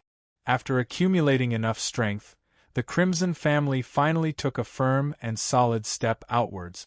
With a shred of curiosity and excitement, all the wizards and apprentices swarmed into the wizard's pagoda. Even though it was a world of ice and snow outside, they would be faced with a beautiful world that was as warm as spring once they passed through the light screen. In the center of the first level of the wizard's pagoda was a spacious and bright wizard hall. In front of it was a spacious library. Even through the wizard light screen, one could vaguely see the many shelves filled with wizard spellbook. On the two sides of the library were clean and tidy magical hut. The spiral staircase leading to the second level of the wizard's pagoda was in the corner of the hall. The floor of the entire hall was made of smooth and clean obsidian. There were also mysterious magical patterns and strange wizard runes carved on it. Every time a sorcerer apprentice walked on it, their own wizard power would converge with the magic energy flowing in the wizard formation, creating some mysterious and beautiful lights and shadows. Perhaps it was a little girl running around barefooted, or a lively deer, or a dancing flower fairy, or a little dragon whelp that was spitting out flames. When a wizard or apprentice walked through the hall, these strange creatures would appear and disappear, accompanied by all sorts of strange noises and stunning light effects. To the sorcerers, these were just the simplest light and shadow illusory spells that were not even worth mentioning. However, for the acolytes who had yet to become sorcerers, this was the power of sorcery that they yearned for in their dreams.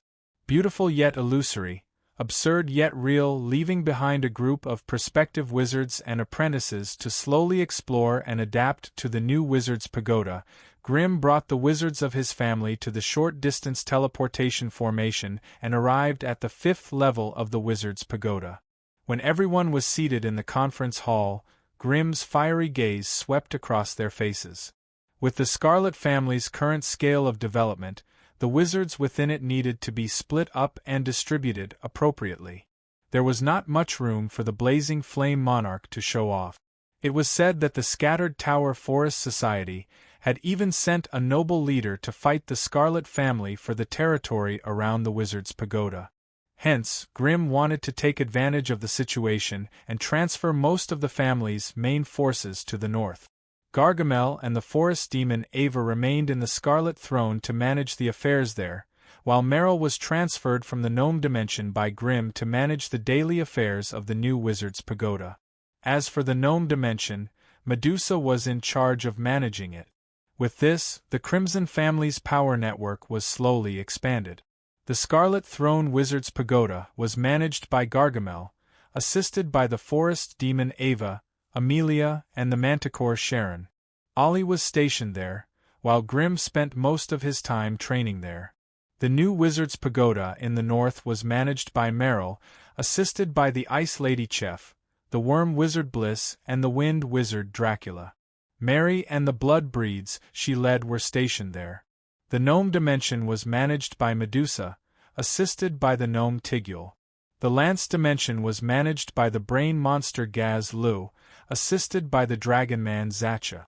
Most of the daily affairs in the area were managed by Level 1 wizards, while none of the Level 2 wizards in the family were given any specific task. All they had to do was train and raise their abilities. This would make it easier for the family to transfer them out when needed. For the first time, the Witches of Destiny had joined the family as new members, taking part in the management of the apprentices and the daily affairs of the family. Alice had also said that she would send another batch of witch apprentices here to train after the new wizard's pagoda was on the right track. From the day the new wizard's pagoda was built, the Scarlet family and the Witches of Destiny would officially begin. Teacher, the new wizard's pagoda has already been built. We can't possibly not have a name. What name do you think we should give it? As the manager of the new wizard's pagoda, Merrill was naturally the most concerned about this problem. Grimm looked around at the group, hesitating for a moment. White Tower. Let's call it White Tower. Lance Dimension, Thunder Dragon's territory. At the peak of the undulating mountains, there was a magnificent and exquisite palace. Most of the buildings in the palace were tall and majestic, and the decorations in the palace were far more beautiful than the palaces of emperors. At this moment, the Thunder Dragon Arms had once again transformed into his human form on an open-air platform on the east side of the palace. He wore a thin silk robe and reclined on a soft couch, enjoying the attentive attentions of 4 or 5 elf beauties beside him. He was also enjoying the performance of the dancers below him. 2 of the 5 elf beauties were massaging his legs, and one of them was peeling the skin of a grape and feeding it to him with a smile. As for the other 2, one of them was holding a glass of amber wine, and when he signaled for her to take a sip, the other was holding a jade plate for him to spit out the grape seed. Even though this group of forest elves from the Fern Dimension were trying to please him, they still had bitter and resentful expressions on their faces.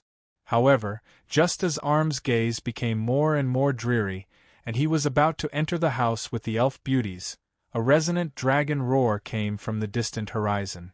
Following that, strong winds howled in the sky, and a giant dragon shimmering with emerald light descended on the open-air platform. As the emerald dragon flapped its wings violently a few times, a small tornado was immediately set off on the platform beneath it. Soft reclining chairs, gorgeous gauze curtains, wine pots, incense burners, round fans, tea tables, fruits, pears. Everything, including the beautiful elves who were covered in gauze, were blown away by the gale, unable to maintain their composure. The giant emerald dragon let out a long breath, and blue mist surged. She used the dragon transformation technique to transform into a tall, slender, and beautiful woman wearing emerald armor. Arms, look at what you've done. Chapter 740. Seeing that it was Aratina, Arms, who looked like a handsome middle-aged noble, showed a trace of awkwardness on his face. He stood up and forced a smile. My darling, didn't you go to look for a place you like to stay? How was it? Did you find anything? You've bragged so much about Lance, but I just realized that it's already full of dragons. Aratina's face was full of resentment. I flew for almost 10,000 kilometers in one go and found 1 or 2 places I like. However, they're already owned, and I couldn't find a single place without a master. Seeing that his new love was so angry, Arms quickly went up and wrapped his arm around her slender waist. Didn't I tell you before? Don't worry about whether it's owned or not. Just remember to tell me when you come back. As long as it's not the direct subordinates of those grade 4 big shots, I'll definitely get it for you. Are you serious? Hearing this, Aratina's pretty face, which had been cold all this time, finally showed a trace of joy. Of course I am. Arms couldn't help but pat his chest and boast again. You've been in Lance for some time now, so you should have seen my power and influence here. As long as I guarantee it, there won't be any problems. You better be telling the truth, or else. Aratina looked around at the elven beauties on the platform, and her slender, jade-like hand silently pinched Arms' waist. I'm going to settle the score with you here. Although Arms had an extraordinary physique, he couldn't withstand such a strong penetrative close-range attack. He hurriedly bared his teeth and said fawningly, Of course. As long as it's from my darling, I'll definitely get it for you. That's good. I've taken a fancy to a place called the Forest of Ancient Trees. There's a grade 2 wood dragon there, hurry up and chase it away. Forest of ancient trees? Wood dragon? Arms muttered to himself, feeling that something was wrong. Isn't there a huge lake nearby? Yes. I also think that the lake is too beautiful. It's perfect for me to play and bathe in it. The moment this was mentioned, the emerald dragon beauty Aretina's green eyes were immediately filled with an intoxicated look. Arm's expression immediately fell as he said awkwardly, "Darling, do you think you should choose another place? Why should I choose again? What happened there?" There. Although that grade 2 wood dragon's strength is average, it has a grade 3 gemstone dragon behind it. We can't afford to provoke it. What are you afraid of? The master behind him is a tier 3 and you're also a tier 3. With me, do you think we can't defeat them?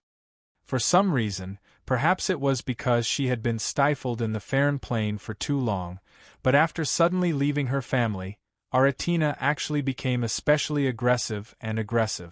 Arm's face was filled with hesitation and fear at the mention of fighting a gemstone dragon. It couldn't be helped. Even if they were both tier 3, there was still a huge gap between their individual strength.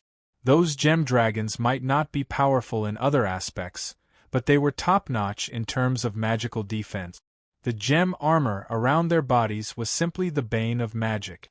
No elemental spell could penetrate this layer of armor and harm their bodies. Moreover, the rainbow spray of the gemstone dragons covered almost all elemental systems. Therefore, if one didn't have a full-spectrum magic armor like the gemstone dragons, they could only take a beating without being able to fight back. Therefore, when fighting a gemstone dragon, long-range draconic magic and mid-range dragon breath were almost useless. Only the sharp claws and fangs of the dragon could cause some damage to them. In order to do that, Arms would have to endure the rainbow spray of the gemstone dragons and fight them in close combat. Even if he could win, he would be greatly weakened if he continued to pester them like this. Unfortunately, a stubborn woman was not that easy to negotiate with. The female dragon was the same. After a long conversation that was bordering on shouting, Arms finally agreed to Aretina's request. After a while, with a series of loud and long dragon roars, the two dragons soared into the sky from the platform, flapping their wings rapidly in a certain direction in the distance. In the blink of an eye, the two giant dragons became two insignificant black dots on the horizon. White Tower, icy wind territory of the north. This was a small platform high up in the middle of the tower. Leaning on the stone railing, the Ice Lady Xue Fu looked at the black forest in the distance. Her eyes flashed, no one knew what she was thinking. This was the frozen plateau, and the weather was especially dry and cold. The biting cold wind blew past the tower, blowing the tiny ice particles gathered by the wizard's pagoda into the air. They looked like beautiful ribbons made of snowflakes. The platform was 60 to 70 meters above the ground, and the temperature was so low that even a drop of water would freeze. But Xue Fu was only wearing a thin muslin dress, but she did not feel the cold at all. Instead, the cold air made her feel comfortable and full of energy. She was born with the ice element, and was especially suited to the environment here. Ever since the White Tower was built, standing here and looking into the distance had become her favorite hobby. Unfortunately, as an important person in the White Tower, it was impossible for her to relax even if she wanted to. Soft footsteps came from the wizard's pagoda behind her, and a graceful, beautiful elf maid walked out. She bowed and said, "Lady Xue Fu, Her Excellency Merrill requests your presence." Perhaps it was because the temperature was too low, but the elf girl in a maid's robe couldn't help but shiver slightly. She should not have been afraid of this cold with her abilities as a level 1 fighter. However, after being imprisoned by the sorcerer's evil methods, her former power had left her, leaving only this pale and beautiful shell.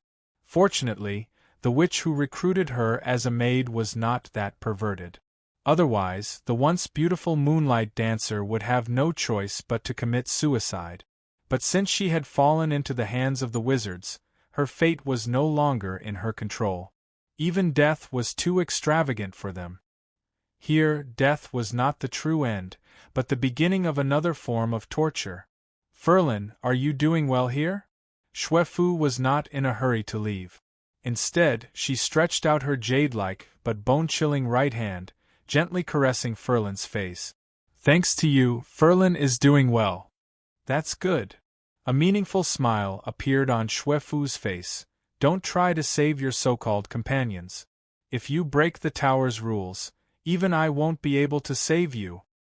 Ferlin's body, which had already been frozen stiff, trembled once more.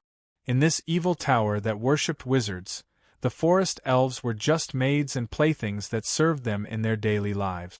If any forest elf dared to resist, they would be punished by the wizards, or executed on the spot. Their bodies and souls would then be turned into undead creatures. After Ferlin became Lady Xuefu's maid, she had already seen her 3 companions being punished by the Magi.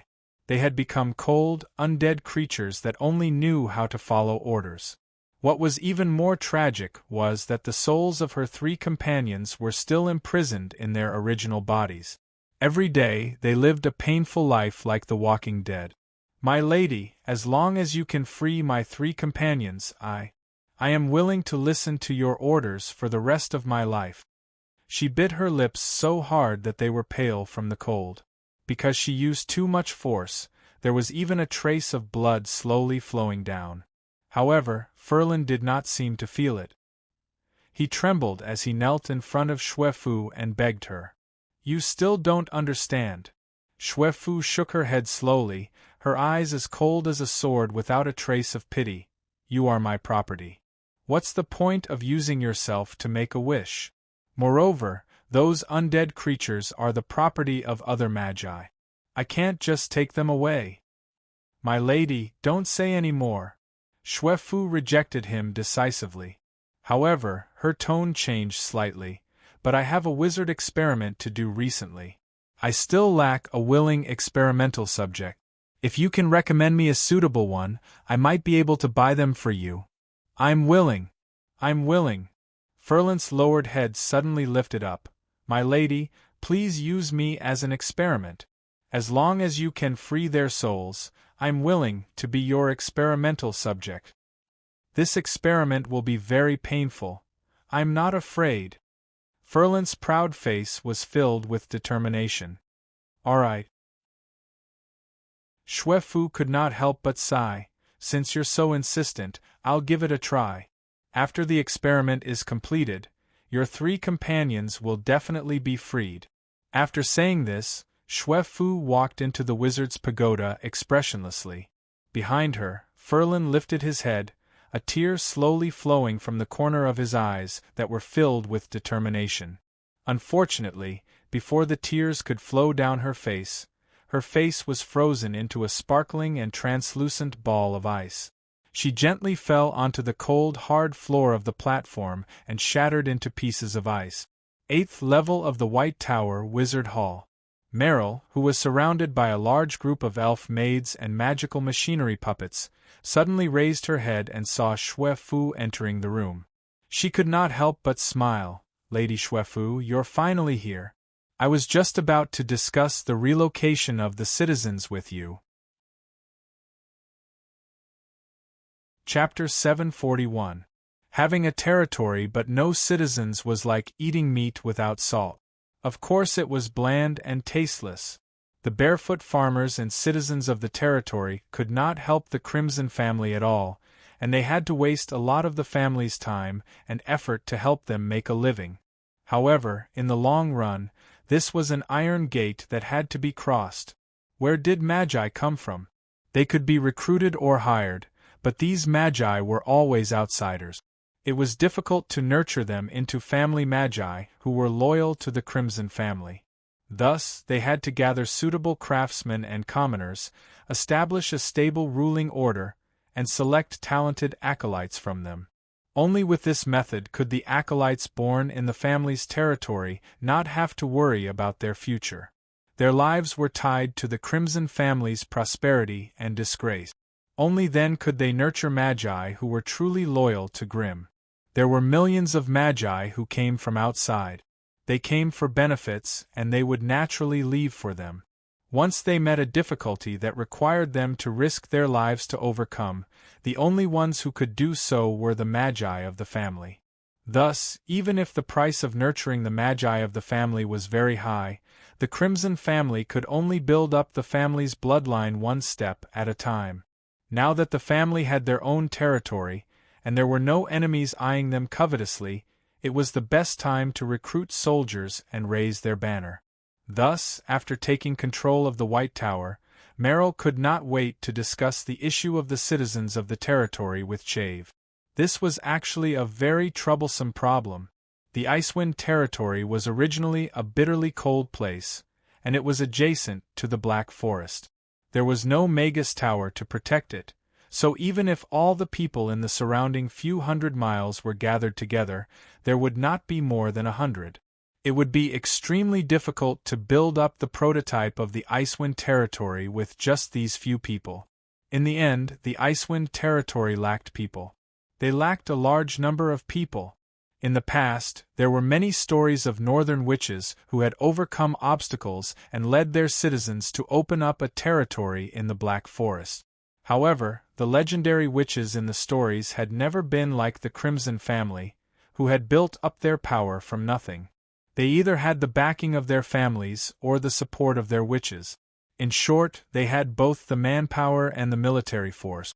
Even so, it would take more than 100 years of repeated tug-of-war before they could seize a stable territory from the hands of the many powerful magical beasts, enough for the sorcerer family to flourish. And in this process, the number of civilians who died from the harsh environment, plague and disease, savage miasma, ferocious wild beasts, and terrifying monsters were innumerable. Only by relying on the accumulation of human lives and the perseverance of the witches would it be possible to achieve the final success. But now, the Crimson family had the Wizard's Pagoda and the wizards, but they lacked a large number of citizens who could fill the territory with energy. Lady Chaff, I would like to know, in the past, if the Northern Witches wanted to recruit some people, what method would they use? When the only ones left in the hall were the Cheval Witch and Venlier, who was scribbling away, Merrill could not help but ask impatiently.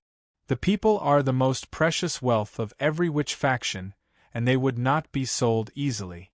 If Lady Merrill really needs a group of people, I can return to some of the Destiny Witches' hereditary territories and forcibly recruit a group of people. But, saying this, Cheval could not help but pause. The environment here is too harsh, and there are no living necessities. Even if we forcibly recruit some people, it would be difficult for them to survive here. We can't possibly let those farmers and merchants live in the Wizard Tower. Hearing Cheval's complaints, even Merrill, the person in charge, could not help but worry. That's right, even if they recruited people, surviving in this world of ice and snow would be a huge problem. Could they get a group of people and not let them do anything, and instead let the Crimson family support them? Why don't we think of a way to move a group of gnomes from the gnome dimension to temporarily serve as citizens? They have brains and technology, and can also help with the maintenance and management of the Wizard's Pagoda. Merrill hesitated. Merrill, I have to remind you of something. If there are too many members of other races in a territory, it will be difficult to recruit those jobless and free citizens. Cheval kindly reminded. Merrill could not help but feel sad. This was something that could be imagined. Once there were too many other races in a territory, it would definitely affect the perception and sense of security of the human citizens. Once they had reservations and stopped moving forward, it would be difficult to increase the number of human citizens in the Icy Wind territory. If they scared away these human citizens, would they have to recruit gnome, ogre or dwarf apprentices in the future? Then, Lady Cheval, other than these normal citizens, are there any other ways to obtain a large number of human citizens in a short period of time? Cheval could not help but ask. Are you talking about human slaves? Cheval smiled calmly. That's right. I want to know if there's a way to obtain a large number of cheap human slaves in the north. There are very few wars between the witches in the north. Even if there are conflicts, most of them will be resolved by the Witch Council. So, there are no so-called war slaves here. Meryl's expression could not help but darken. However, the scattered Tower Forest region is fertile ground for war.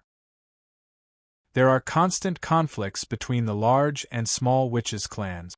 If you really need them, we can buy a batch from the central continent in the name of the Destiny Witches.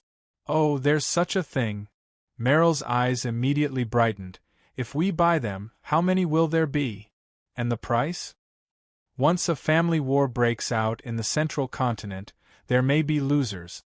The family members of the losing side would be dismembered and sold to other wizard families. We, the witches of the north, have representatives there, and can get a share of the profits from the slave trade. The estimated number of slaves is around 2,000 to 3,000 per year. We, the witches of the north, can get 400 to 600, and the price is around 500 magic crystals per 100 people. That's a very reasonable price. We'll take them all. Meryl's eyebrows twitched, her pretty little face revealing a look of ecstasy. Cheval laughed and shook her head. I'm talking about the witches of the north. They can get 400 to 600 war slaves, but we, the Destiny Witches, can only get 20 to 30. Only 20 to 30. Hearing this, Meryl could not help but feel discouraged again.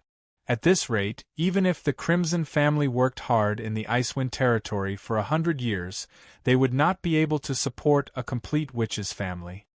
If you think it's too few people, then go catch them. The North does not allow wars between witches' families, but there are endless disputes in the scattered Tower Forest. As long as you found a good reason, even if you destroyed other wizard families, those old fellows from the Elder Council could only look on helplessly. When that happens, the citizens and resources of the other families will all be yours. Meryl rolled her eyes. Although Cheval's words were harsh, they were not unreasonable. If there was no other way, it was not impossible to try this method. After politely ending the pleasant conversation with Chave, Meryl brought Wendler and the report that she had organized to her teacher for guidance. In her residence on the 13th floor of the White Tower, Meryl finally met her teacher, Grim, who was busy from day to night. These days, Grim had been busy making his own witch's equipment. Now that the fire dragon hide was in his hands, he had to follow a complicated process of tanning and tanning it. As this was Grim's first time dealing with such a high-grade magic material, any mistake in the process would seriously affect the smoothness of the fire dragon hide's surface. Moreover, the most precious thing about the fire dragon hide was the strange fire elemental energy it contained. Only by drawing out this energy could the high-grade magic material be used to its fullest potential. It had to be known that even in large magi organizations or magi families, a master tanner was as valuable as an alchemist magus. After all, the hide of a powerful magical creature could only be used to its fullest potential after it was perfectly processed by them. Such skills and methods were also a rare type of knowledge. What did you say, citizens? Grim's mind was still immersed in the pile of magic formulas and experiments. It took him a long time to understand why Meryl wanted to see him. Yes, teacher. Our territory is lacking people now. We need to find a way to get a large number of citizens as soon as possible. Yes, in the long run, citizens are a must. Grim muttered to himself, his youthful face showing the calmness and seriousness of an experienced person. However, the infrastructure of our territory is not complete yet. Even if we get citizens, it will be difficult for them to survive. So, in the short term, it's better to move a batch of goblins from the Goblin Plain to make up the numbers. Meryl gaped in shock. She did not expect her teacher to have such a comprehensive and meticulous thinking even though he was only a few years older than her. His question was obviously the same as Lord Schwefu's. But, Teacher, if there are too many non-human citizens, it will affect our recruitment of human citizens in the future. Meryl voiced her thoughts in distress. That won't happen. Grimm smiled. The first batch of goblins we've recruited are mainly goblin technicians and engineers. Their main task after coming here is to build suitable houses and village models for the future subjects, as well as to build a series of processing factories. Processing factories. Meryl was completely confused, feeling that she could not keep up with her teacher's train of thought. Chapter 742. Wizard Calendar, Year 32856, 12th of May. The first batch of gnome apprentices that were recruited passed through the teleportation portal and appeared in the public teleportation room on the first floor of the White Tower. Little Loke was the youngest among the group of gnomes. He was short and small, about half the height of a human. He had wide feet, dark green rough skin, a strangely twisted nose, and a pair of large soft ears. This was how gnomes usually looked like. Although Locke was slightly more handsome, in the eyes of the mutated people, almost all goblins looked the same. They couldn't tell any difference. Unfortunately, even with the Wizard's Pagoda's energy field barrier, most of the gnomes were still firmly pressed to the cold floor by the wizard world's vast and obscure will of the dimension the moment they passed through. Many of the weaker gnomes even fainted before they could even make a sound. Faced with such a scene, the person in charge of the teleportation portal seemed to be prepared. Young men and women wearing short apprentice robes walked into the teleportation portal and fed each of the fainted gnomes a mouthful of blue potion. As for those who were still conscious, they did not do anything to them. Locke had always been a physically strong individual since he was a child. Although he felt the heavy pressure that was everywhere and constantly crushing his body and spirit, he successfully withstood it and didn't faint. He saw a young human girl crouching beside him and giving her companion a mouthful of blue potion. The dizzy and confused companion immediately woke up. Locke licked his lips enviously and asked in a low voice, "Can I take a sip too?" Little Loke spoke in the common language of the wizard world. Ever since the gnome dimension was occupied by the wizards, this common language of the other dimension had become a profound language that the upper class of the gnome empire had to master. Little Loke was very honored. Due to his talent and intelligence, he was also chosen to be part of the first batch to go to the wizard world. This was a young female apprentice with a beautiful face. Her slender body was undoubtedly revealed under the thin cloth robe. Her personality was also very gentle and quiet. She did not have any discrimination against these low-level servants from another dimension. You don't have to drink it. The fact that you were able to resist the suppression of the plane's consciousness with your own mind shows that your spiritual talent is very good. Work hard to etch this strange feeling into your heart. It will be crucial to your future development. The female Lurling's words were soft and sweet, calming Locke's fearful heart once more. After a full 15 minutes, all the goblin acolytes slowly moved out of the teleportation circle under the instructions of Amagus. There were faint sounds of sobbing in the group. 5 of their companions had died because they couldn't withstand the suppression of the plane. This was the result of the Wizard Pagoda's force field defense, which weakened part of the plane's suppression. If not for the Wizard's Pagoda, more than half of the gnomes that were teleported here would have died. After all, the sorcerer world was tens of thousands of times stronger than the goblin plane. The high magic environment and plane pressure here were no less than riding a roller coaster for the creatures of the lower planes. Those with weaker bodies would be eliminated immediately. There were a total of 40 gnomes that were teleported here. Excluding the 5 that had died, there were 35 left. Among them were experienced gnome engineers, as well as skilled gnome technicians. However, most of them were young, intelligent, and talented gnomes. As the servants of the sorcerers, they were allowed to live at the bottom level of the wizard's pagoda. There, every 5 gnomes were assigned to a stone room. Other than a simple wooden bed and a common wooden table, there was nothing else. The young female apprentice that Locke had gotten to know, Eek, lived on the second level of the wizard's pagoda. Their treatment was far better than the young gnomes. They had single rooms, and they could even go to more places in the wizard's pagoda than the young gnomes.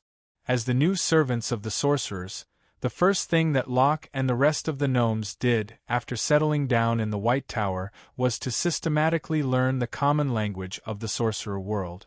They also had a comprehensive understanding of the general situation of the sorcerer world, as well as its minerals, flora, and fauna. To be honest, the difficulty and pain of a large group of gnomes sitting on tall wooden stools that could not touch the ground and learning a new language from their language teacher was unimaginable. Furthermore, among these gnomes, there was no lack of old gnomes with white hair and beards, as well as strong gnome technicians. Such a large group of gnomes of different ages and occupations, using strange accents to recite the common language of the sorcerer world. That comical scene was hilarious. Even though most of the gnomes' learning ability gave the human scholars who came to teach them a headache, the intelligent young gnomes like Locke still won the praise of all the scholars and teachers. Thus, under the personal intervention of the wizards on the top level of the White Tower, 7 gnomes, led by Locke, were selected. They moved to the second level of the wizard's pagoda and began learning exactly like the human apprentices. At this time, only a month and a half had passed since Locke arrived at the White Tower. The second batch of 40 gnomes appeared in the teleportation formation. In the wizard hall on the 8th level of the White Tower, Merrill and Xuefu were looking at the monitoring crystal on the wooden table in front of them. The crystal was showing the scene within the teleportation formation on the first level of the wizard's pagoda. As the assistant of the tower master, the old fox Venlier was waiting by the side. Cough, another 6 gnomes have died. Looking at the gnomes in the teleportation formation, Merrill scanned the area with her mental energy and knew the final outcome. It can't be helped. After all, the gnome dimension is not the real wizard's pagoda. Without being able to reduce the power of the teleportation formation, it is inevitable that the gnomes whose bodies and minds are not up to standard will die during the teleportation. Xuefu's cold gaze also scanned the monitoring crystal, then asked in confusion, "What is that teacher of yours up to? To let these gnomes learn together with us witch apprentices this. If the witch council finds out about this, those conservative old fellows will definitely come and destroy the White Tower." After saying this, Xuefu revealed a faint smile, as if she was already imagining the furious expressions of the conservative witches. Teachers' intentions are very clear. The gnomes who pass the test and meet the mental energy standards will be nurtured as wizard apprentices for a while. As for those who do not meet the standards, they will all be chased out of the tower and sent to those high-energy food processing plants to work.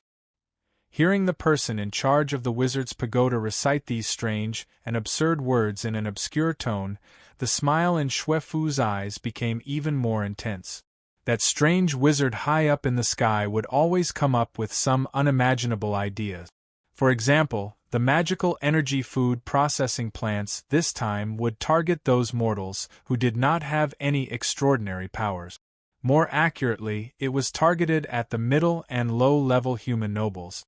The White Tower was adjacent to the Black Forest, and the resources of magical beasts there had never been before.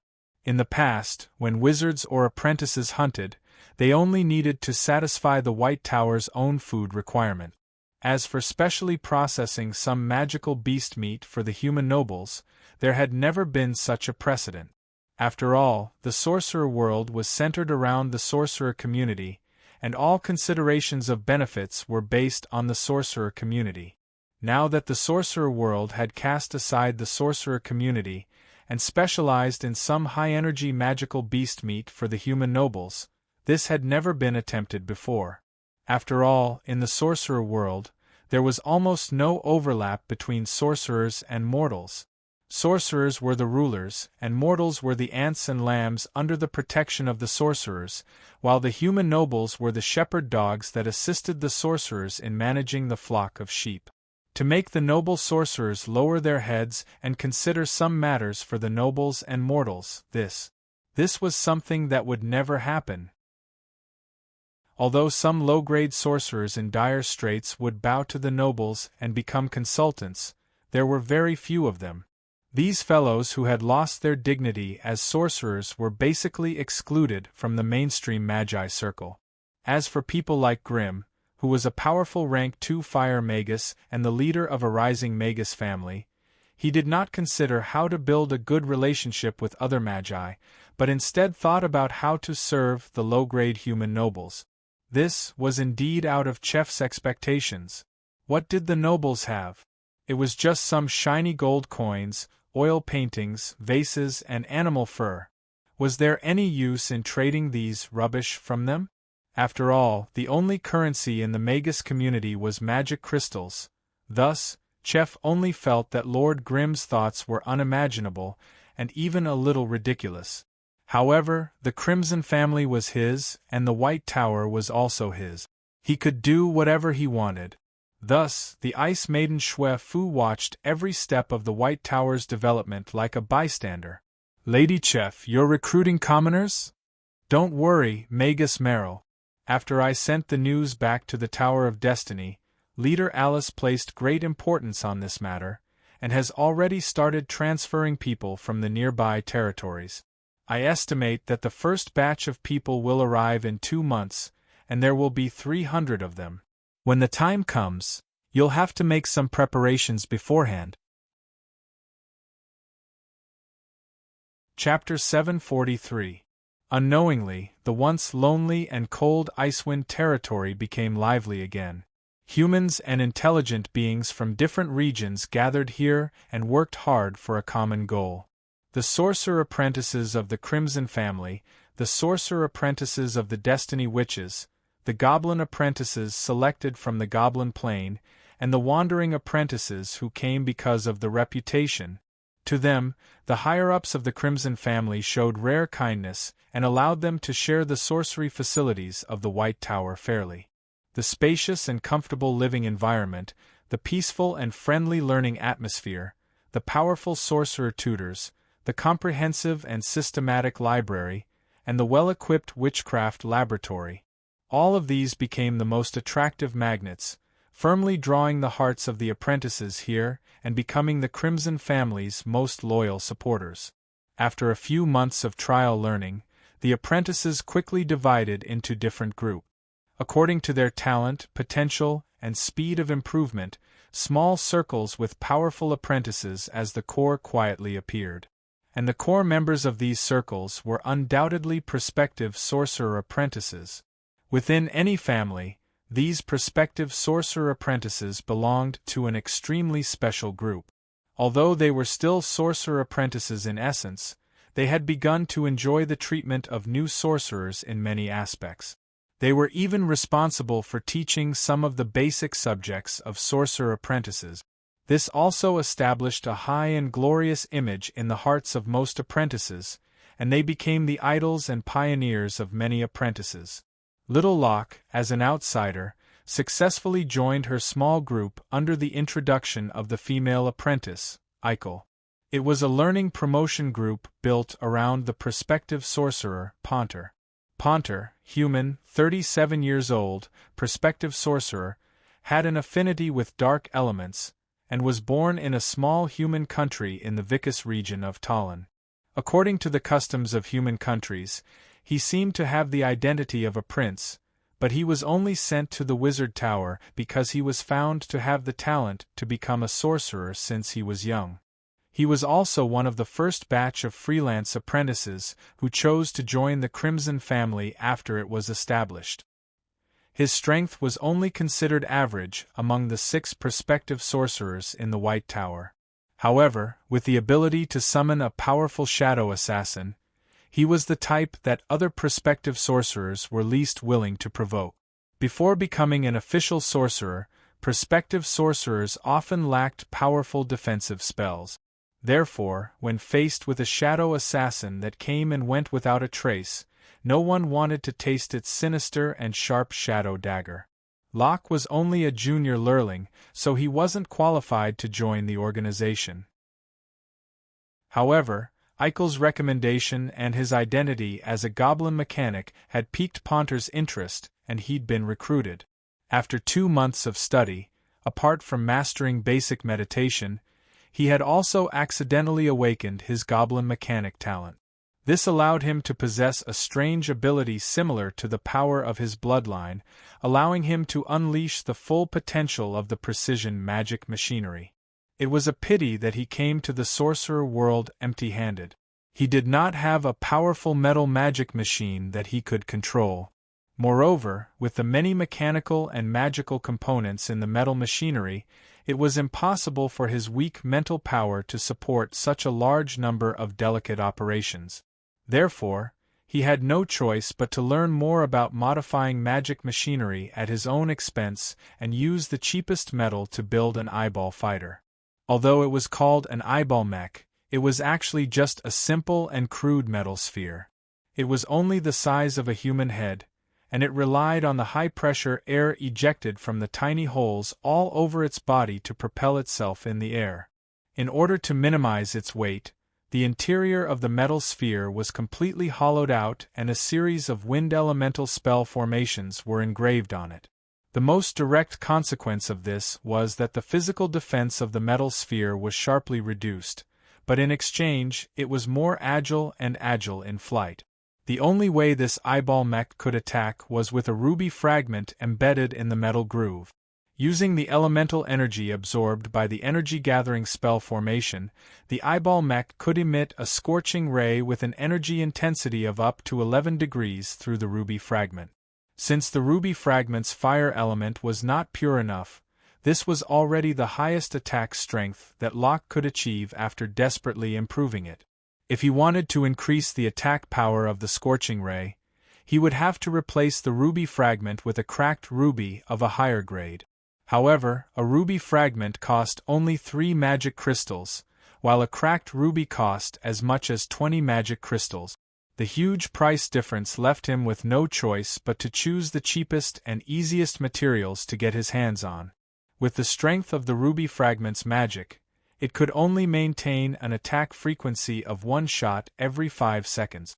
Once it exceeded this frequency, there was a high chance that it would burn the spell formation and the precious ruby fragment inside the eyeball mech. But even so, he quickly became one of the strongest lurlings among the beginner lurlings because he didn't have to control too many auxiliary magus machineries on his own. After all, with the strength of a beginner apprentice, being able to unleash an apprentice-level spell with an attack power of up to 15 degrees within 5 to 7 seconds was already considered very good. If other beginner apprentices wanted to fight Locke, they would have to constantly be on guard against a metal monster that could fly around in the sky and shoot red rays from time to time. There were not many newcomers who could defeat Locke in a 2-on-1 battle. In order to train the sorcerer apprentice's combat abilities, the White Tower would organize a few sorcerer apprentices to go within 100 miles of the Black Forest almost every week to hunt some apprentice-level beasts or monsters.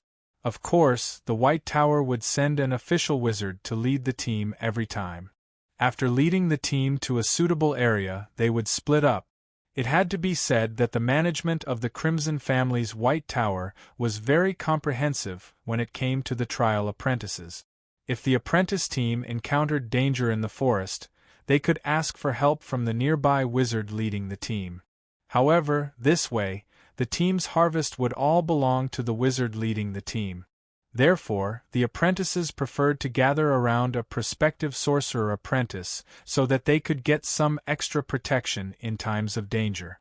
After all, with the strength of a prospective apprentice, it was still possible to cast a Grade 1 spell. This was especially important in the border area of the Black Forest.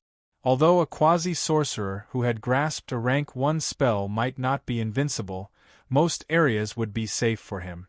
This was also the best way for them to show their value. As for the spoils of the apprentices in the Black Forest, they would all belong to themselves or their small team. When they returned to the White Tower, they could sell the spoils to the trading company under their family name or auction it off. This way, the gold coins and magic crystals earned would be enough for them to continue living in the White Tower.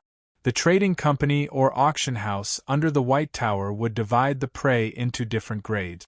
The apprentice-level beasts and magic creatures would be sent to the processing factory, where the hired goblins would process them into tightly sealed metal cans, which would then be packed into boxes and shipped to the central continent.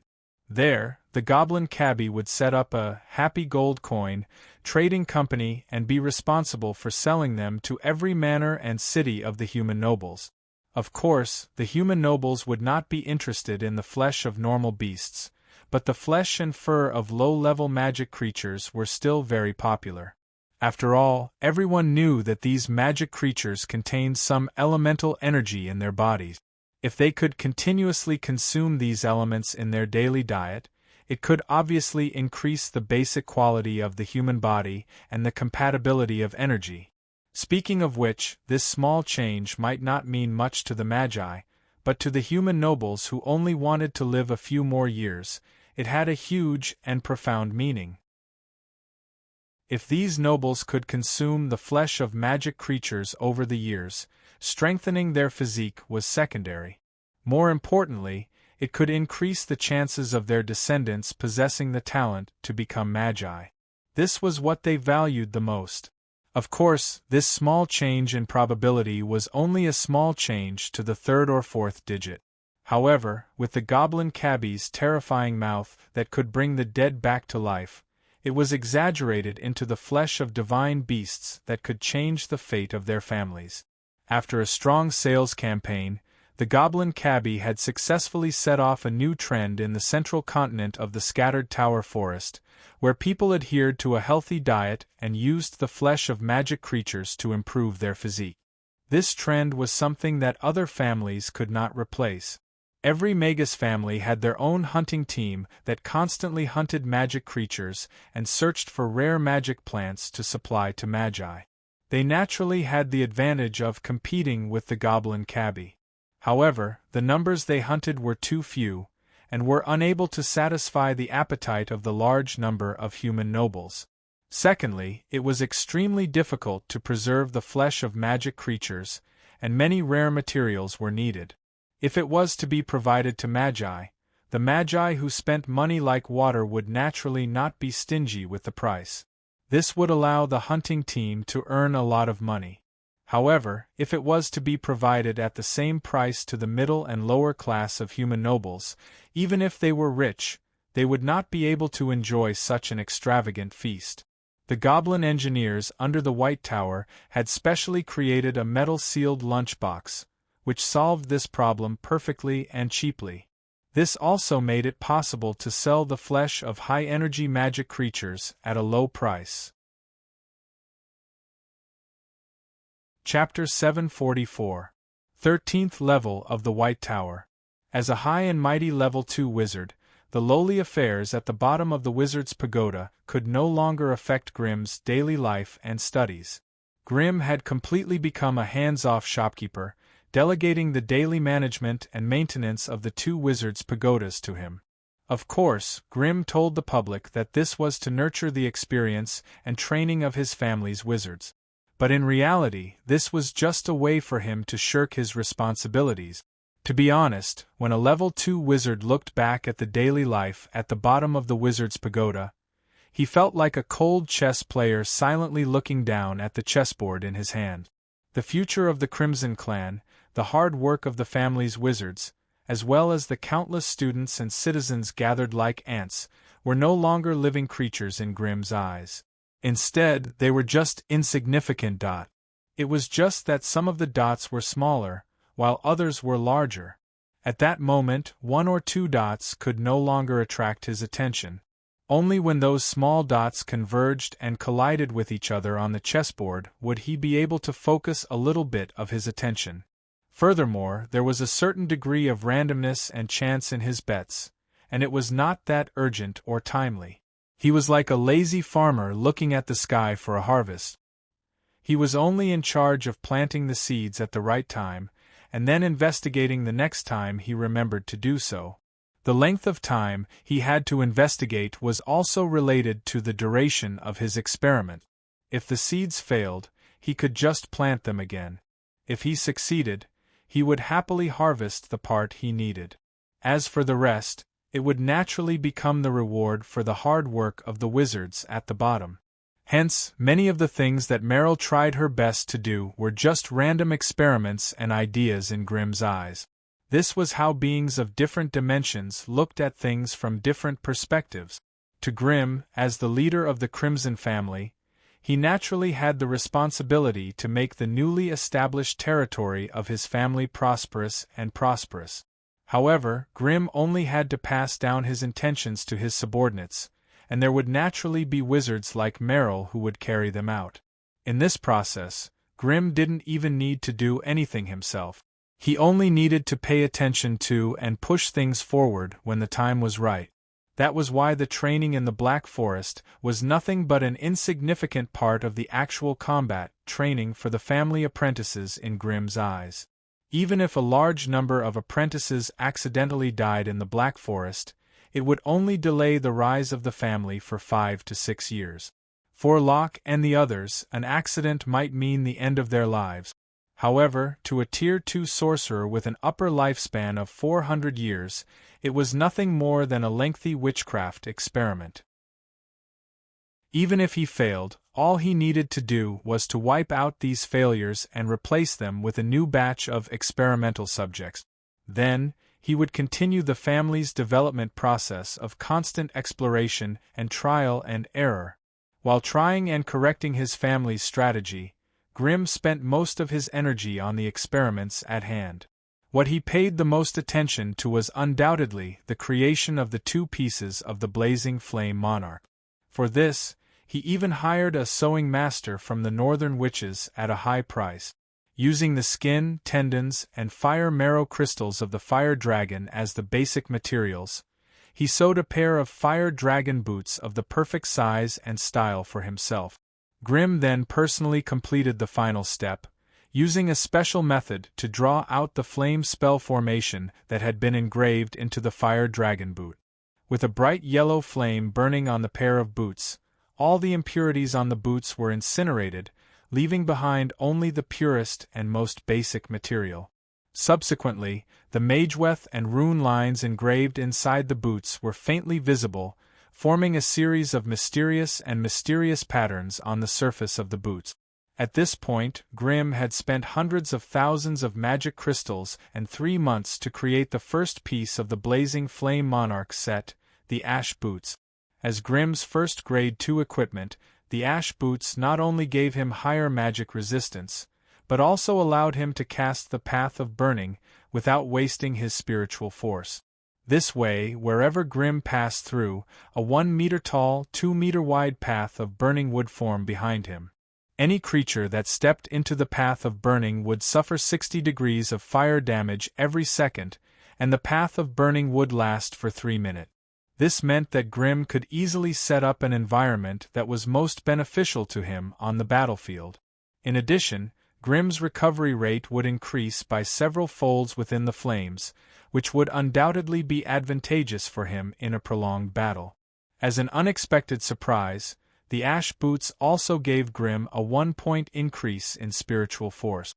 Even the AI chip did not predict this beforehand. Grimm guessed that it should be related to the materials of the fire dragon that were used to create the Ash Boot. Thanks to the mighty rank 2 fire dragon Bamu, not only had it contributed the best piece of fire dragon skin, it had also contributed a 3-meter-long fire dragon tendon and a fire marrow crystal formed from the fire dragon's spinal cord. Of course, the remaining items were not wasted. They were all devoured by the dragon-devouring maiden Ollie, becoming nourishment for her growth. It was a pity that Ollie did not allow Grimm to use the AI chip to scan her body and soul, so Grimm could only estimate her improvement from her external appearance. Ollie, high grade 2 female. Race unknown. Occupation: dragon devourer. Stats: strength greater than 10. Vitality greater than 12. Agility greater than 21. Spirit greater than 20. Bloodline ability: reverse draconic aura, the bane of dragons. When Ollie faced a dragon, her magic resistance would be doubled, and most attacks would be able to ignore the magic and physical defenses of the dragon. This special profession ability was simply too awesome for slaying dragons. Grimm could not help but think of stealing a portion of the Dragon Devourer's bloodline ability. However, after understanding the weaknesses of the Dragon Devourer, Grimm dispelled this senseless idea. Firstly, the Dragon Devourer's strength only targeted the dragon race. Against other races, most of the Dragon Devourer's abilities would be useless, and it would immediately become a weakling. Secondly, the Dragon Devourer was the common enemy of the powerful dragon race. Even though the relationship between the Lightning Dragon arms and Grimm was very close, the moment it discovered that Grimm had a Dragon Devourer hidden under him, it would probably turn against Grimm at any moment. There was no helping it. The Dragon Devourer's bloodline was too terrifying. It was practically a slaughterer that was born to deal with the mighty dragon race. If any Dragon Devourer was allowed to grow stronger, it would pose a huge threat to the entire Lance Plane and even the dragon race. Once Grimm stole a portion of the Dragon Devourer's bloodline, his relationship with the entire dragon race would be locked in a state of blood feud. At that time, wherever he went, all the dragons would be eager to destroy him. The mighty dragon race was a race that could stand shoulder to shoulder with powerful magi in the universe. If he was targeted by them, would he have a good ending? Because of this, Grimm could only look on helplessly and let the source-stealing bug in his hand continue to remain dormant.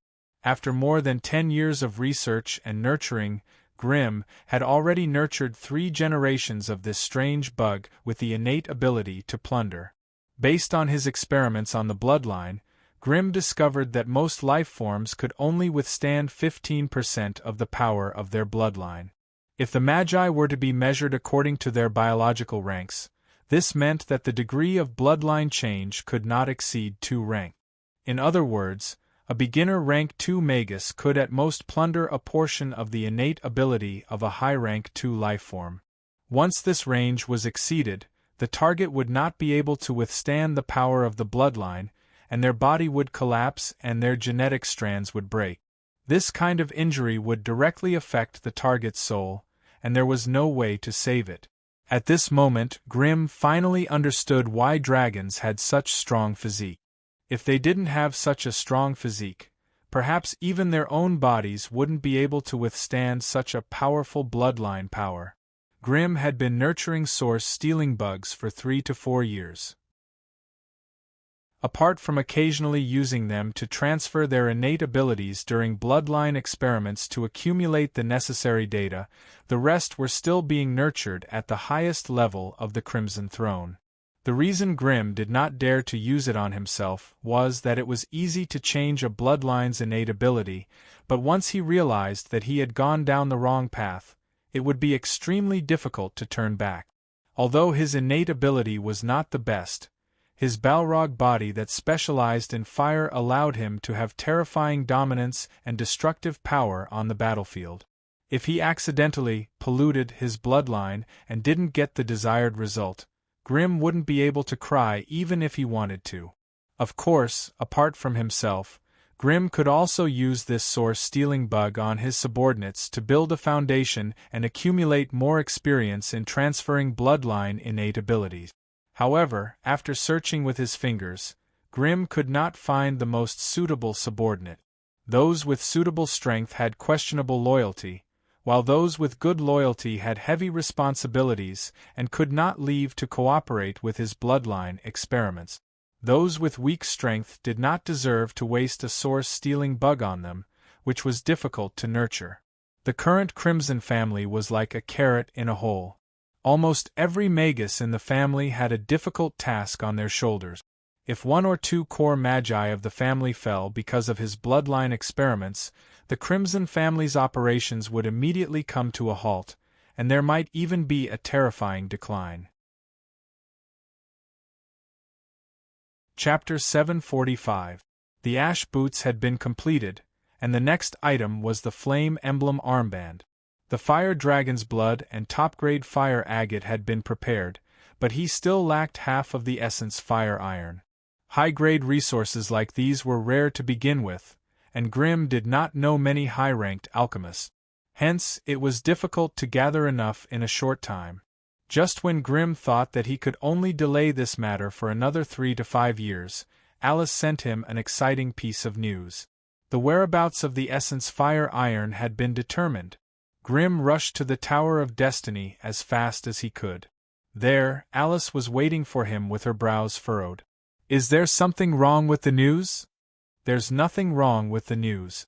I can confirm that they have a large amount of essence fire iron, enough for you to forge a magic weapon. Then why are you still hesitating?" "The problem is that I wasn't the one who found them. They found me." Grimm's expression immediately turned solemn.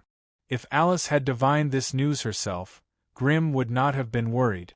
However, since the other party had taken the initiative to look for him, it meant two things. Firstly, the other party had definitely come prepared. It was obvious that they knew what Grimm needed the most. Secondly, the other party's target was Grimm, and they did not seem to have concealed this fact. "Where is she?" "In the hall on the 5th floor." A few minutes later, Grimm finally met the mysterious northern magus in a magic hall. This was a middle-aged witch with an extremely ordinary face. She was not very old, but there was a sinister aura lingering in her eyes. Looking at her would always make one's heart palpitate. Beep. Detected a high-energy force field. Unable to see through it. Unable to scan the AI chip's prompt stunned Grimm. It was not like he had never encountered high-ranked magi before.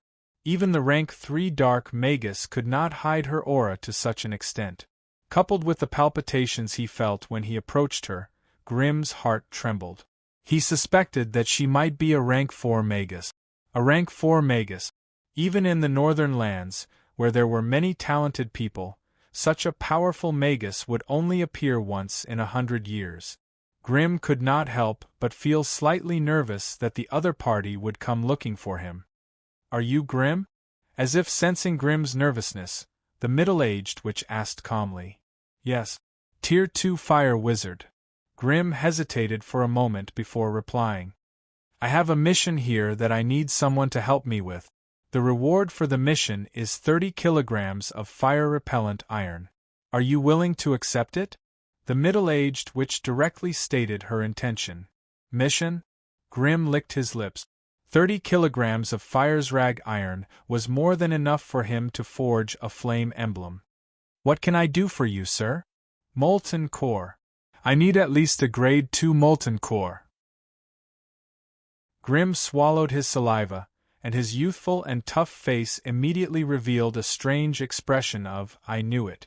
The molten core could only be found in high-level flame creatures. It was like their heart, the core component of the flame creature's condensed flame essence. In the magus world, it was rare to find a lord-ranked flame creature, so if one wanted to obtain a molten core, they would have to go to another world to look for it. A grade 2 molten core meant that one would need to kill a grade 2 lord of the flames. Just thinking about it made one's scalp go numb. "You don't need to worry about where to find it.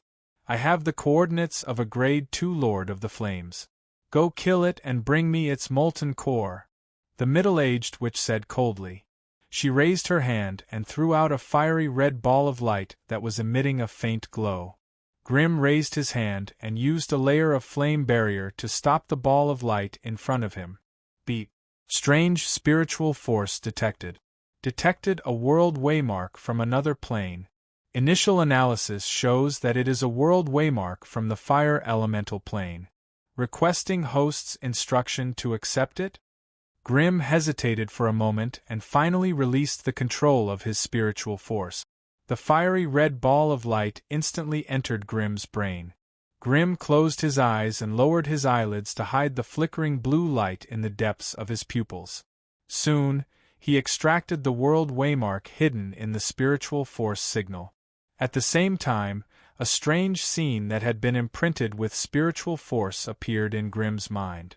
It was a strange world made entirely of flames. The sky was burning, and so was the earth. Even the basic substances that formed the outlines of mountains, rivers, rocks, grasslands, and other objects were slowly burning. In this world of flames, a tall humanoid figure made up of flames stood silently at the center of the image. It was about 10 meters tall, and its entire body was made up of strange golden flames. Its hands, legs, waist, and neck were adorned with exquisite magic collars that were rich in magical energy. It was precisely because of the restraints of these magical collars that the strange golden flames only flowed slowly within its translucent body of flames, and did not disperse into the outside world in the slightest. Through the tall and mighty body of flames, one could vaguely see the heart of the dark red flame in its chest, the molten core. The AI chip continued to work. From this spiritual force imprint, apart from analyzing an unknown world waymark in the fire elemental plane, he could also extract a trace of the aura of the tall Lord of the Flames. With this aura, Grimm would no longer have to worry about mistaking the Lord of the Flames for someone else. Grade 2. It was indeed a Grade 2 Lord of the Flames. You mean? Grimm carefully measured his tone. You want me to go to the fire elemental plane and kill the Lord of the Flames there, then bring back its molten core? Grimm could only use the word kill to describe this mission. There was no helping it. The 4 great elemental planes were a strange world with many sides. Of course, the fire elemental plane was filled with pure fire elemental creatures, and they all lived in group. A Grade 2 Lord of the Flames in the fire elemental plane would at least occupy a large territory that spanned hundreds of miles, and its army of fire elemental creatures would not be less than 100,000. If Grimm were to go there alone, he might not even be able to defeat the Lord of the Flames in a one-on-one fight. Perhaps the Lord of the Flames' army would be able to annihilate him without leaving a trace. That was why Grimm purposely used the word kill. Otherwise, he could not think of any other way to kill a Grade 2 Lord of the Flames that possessed such strength and a large army. At this moment, Grimm vaguely understood the other party's intentions.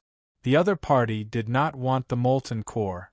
Their real goal was to kill the Grade 2 Lord of the Flames. Although the other party's strength was much higher than hers, she was still helpless against a Lord of the Flames that hid in the fire elemental plane. The characteristics of the fire elemental plane meant that any outsider could visit it at will, but it was difficult for them to survive there. There was no air, no water, no food, no roads. The only thing there was a strange flame that burned continuously. Creatures that did not belong to the fire elemental plane could only maintain a magic barrier to resist the invasion of the entire world. Moreover, there were only fire elements there. Even if other elemental magi could survive there, they would not be able to get any nourishment from the outside world. Therefore, there was a reason why the other party wanted to find the fire shaman. At least the fire shaman would not be beaten up without being able to fight back, nor would he have all his power depleted. As for whether or not he could defeat the Lord of the Flames, that was Grimm's problem. You agree? The middle-aged magus asked coldly. Grimm hesitated for a moment. Before he could turn around to look at Alice, her telepathic voice sounded in his mind. Agree to her request. I promise there are no traps in there. Grimm's heart finally calmed down, and he nodded in agreement. Alice, who was listening from a corner of the hall, frowned slightly, her face revealing a trace of confusion. As if worried that Grimm would go back on his words, the middle-aged magus took out a contract from her bosom and tossed it to him. You can take a look at the contract. If you agree, then sign it. Glancing at it, Grimm had already understood the contents of the witchcraft contract on the sheepskin scroll. What was written on it was exactly what the other party had promised. There were no falsehoods or traps. Grimm pondered for a moment, then slowly said, If you trust me, why don't you give me the fire-repelling iron first? That way I'll be more confident in completing this mission. That's not a problem. As if she was not worried that Grimm would go back on his word, the middle-aged magus tossed a wooden earring to him. It contained the 15 kilograms of fire-repelling iron that Grimm urgently needed. Since the other party was so straightforward, Grimm naturally would not waste any more time. He condensed a strand of spiritual force at the tip of his finger and gently pressed it on the inscription at the bottom of the contract. A flame mark slowly appeared on the surface, and the bright yellow halo that represented the establishment of the contract instantly entered Grimm and the middle-aged magus's bodies. This kind of contract had a very strong binding force on magi. If a magus dared to violate the contract, they would suffer from the backlash of the contract, and their soul would no longer be able to progress. If this contract was made by a grade 4 magus, the spell's effect would probably be as long as 100 to 200 years. This meant that as long as Grimm could not complete the contract, his strength would not improve. Chapter 746. Why did you agree to it? Don't you think there's something strange about this? As soon as the middle-aged witch left, Alice couldn't wait to rush up to Grimm and interrogate him. Grimm was stunned. Didn't you ask me to agree? When did I ask you to agree? I've been trying to persuade you not to sign this contract. You said you were confident. The two of them were arguing, but suddenly they quieted down. I might know which faction this witch belongs to, Alice said, gnashing her teeth in hatred. Deceiving witch. Grimm's mind worked quickly. All the strange abilities of the major witch factions flashed through his mind, and he quickly found the crux of the problem. Only they have the ability to deceive us and trick us into taking the bait. Looks like that fellow just now had disguised both our spiritual frequencies at the same time and fooled both of us. Even spiritual frequencies could be disguised. For the first time, Grimm felt terrified of these deceiving witches. After all, a person's spiritual waves and frequency were like their spiritual identity card. They were unique and difficult to fake. Most of the time, eyes and ears could deceive a person, but spiritual waves and frequency could not be deceived. This was something that the Magi had already acknowledged. Therefore, Magi relied on their unique spiritual waves to distinguish each other, and not their easily deceived eyes, ears, mouth, and nose. But now, even these were not as reliable as before. That damned witch had communicated with Grimm and Alice with a fake psychic wave in front of them. In the end, she had tricked Grimm into signing that damned witchcraft contract. Since this witch was in disguise, there was no guarantee that the damned contract was not fake. Grimm's young and handsome face was full of worry. Then, this contract, Alice's brows sank. Helen, hurry up and prepare the astrological ritual. I need it immediately. The magic sprite that had been obediently perched on her shoulder immediately agreed and flew out. Half a day later, the result of Alice's divination came out. As expected, there was a serious problem with the contract. Firstly, the level 2 Lord of the Flames did exist. There was no doubt about this. Otherwise, the witchcraft contract would not have been formed. Secondly, the world waymark of the fire elemental plane pointed to the location of the Flame Lord. There was no doubt about that. However, what the middle-aged witch didn't tell Grimm was that this Tier 2 Flame Lord wasn't an ordinary little lord. She was a newly promoted Flame Lord that the Flame Monarch, Grom, valued. The Flame Monarch, Grom, might not be considered a powerful figure in the fire elemental world, but in the plane world, he was a powerful figure whose creature level was as high as level 5. Of course, apart from its own shocking strength, it also had a 3 million fire elemental army under it. And this was the reason why the Flame Monarch Groms was so confident. Of course, most of the fire elementals in the 3 million fire elementals were still the ones that had yet to advance. However, one should not underestimate these low-grade fire elementals that even beginner acolytes could easily deal with. Once someone gathered them together, they would become a terrifying force that could kill any man or god.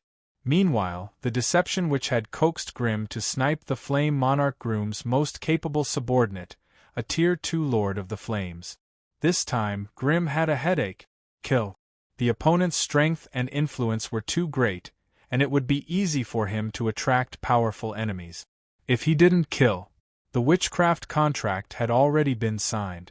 If this dragged on, he would be stuck at mid-level 2, unable to advance any further. Although Grimm was very confident in the Crimson family, if the family leader's strength stagnated for a long time, his control over the family would be greatly weakened. After all, most magi respected strength. Although they also valued knowledge, if knowledge could not be converted into strength, then it was better to not have it. Why? Grimm asked in a low voice. He found it hard to understand. If the opponent really wanted to harm him, a single Tier 4 which could easily wipe the entire Crimson family off the map. However, the opponent had used such a clumsy and troublesome method to lock up Grimm's strength for 200 years? Alice thought for a moment, then said to Grimm with a sorrowful expression, "I'm sorry. I might have dragged you down this time." Grimm was surprised. "Why do you say that? We might have been too close recently." Alice sighed and explained, "The Northern Witches have always been a system of their own, and they hate the interference of external forces. After all, I'm the leader of the Destiny Witches. Although the Destiny Witches have not recovered their strength, they still don't want me to be too close to an outsider. That's why they came up with such a gentle method so that you won't turn against them, and at the same time, they can attack an outsider like me. What a scheme." Grimm quickly sorted out his thoughts and understood the story behind Alice's words. The only thing he didn't know now was who in the Northern Witches faction was involved in this conspiracy. Of course, the leaders of the witches would not stoop so low as to scheme against a Tier 2 wizard, but as long as they revealed their intention to teach Alice a lesson, there would naturally be a large number of subordinates to arrange and plan for them. So in the end, Grimm was still tricked by these Northern Witches. The opponent was able to conceal my fate perception beforehand. My initial guess is that a false witch was involved. Today, the one who lured you into signing the contract was a deceit witch. Don't be fooled by her outward appearance. I've already verified that the one who left the origin aura on the contract was a Tier 2 witch. She lied to us so miserably. The one just now was a Tier 2 deceit witch? Grimm's eyes widened, and after a long time, he slowly let out a sigh. Damn, these deceit witches were too good at deceiving. She was actually able to disguise herself as a Tier 4 witch without anyone noticing. Even thinking about it now, Grimm still felt that it was inconceivable. It seemed that setting up a family structure in the territory of the Destiny Witches had still violated the Northern Witches' taboo. Previously, when the Fairn Plane had helped Alice without hesitation, the Northern Witches had turned a blind eye to it and treated Grimm as a wizard under Alice's control. But now, Grimm's Crimson family had swaggered into the territory of the Northern Witches, putting up a tiger's skin. This clearly dissatisfied many of the witch bosses, and they began to feel that the wizards from the outside world were slowly infiltrating the witches' territory.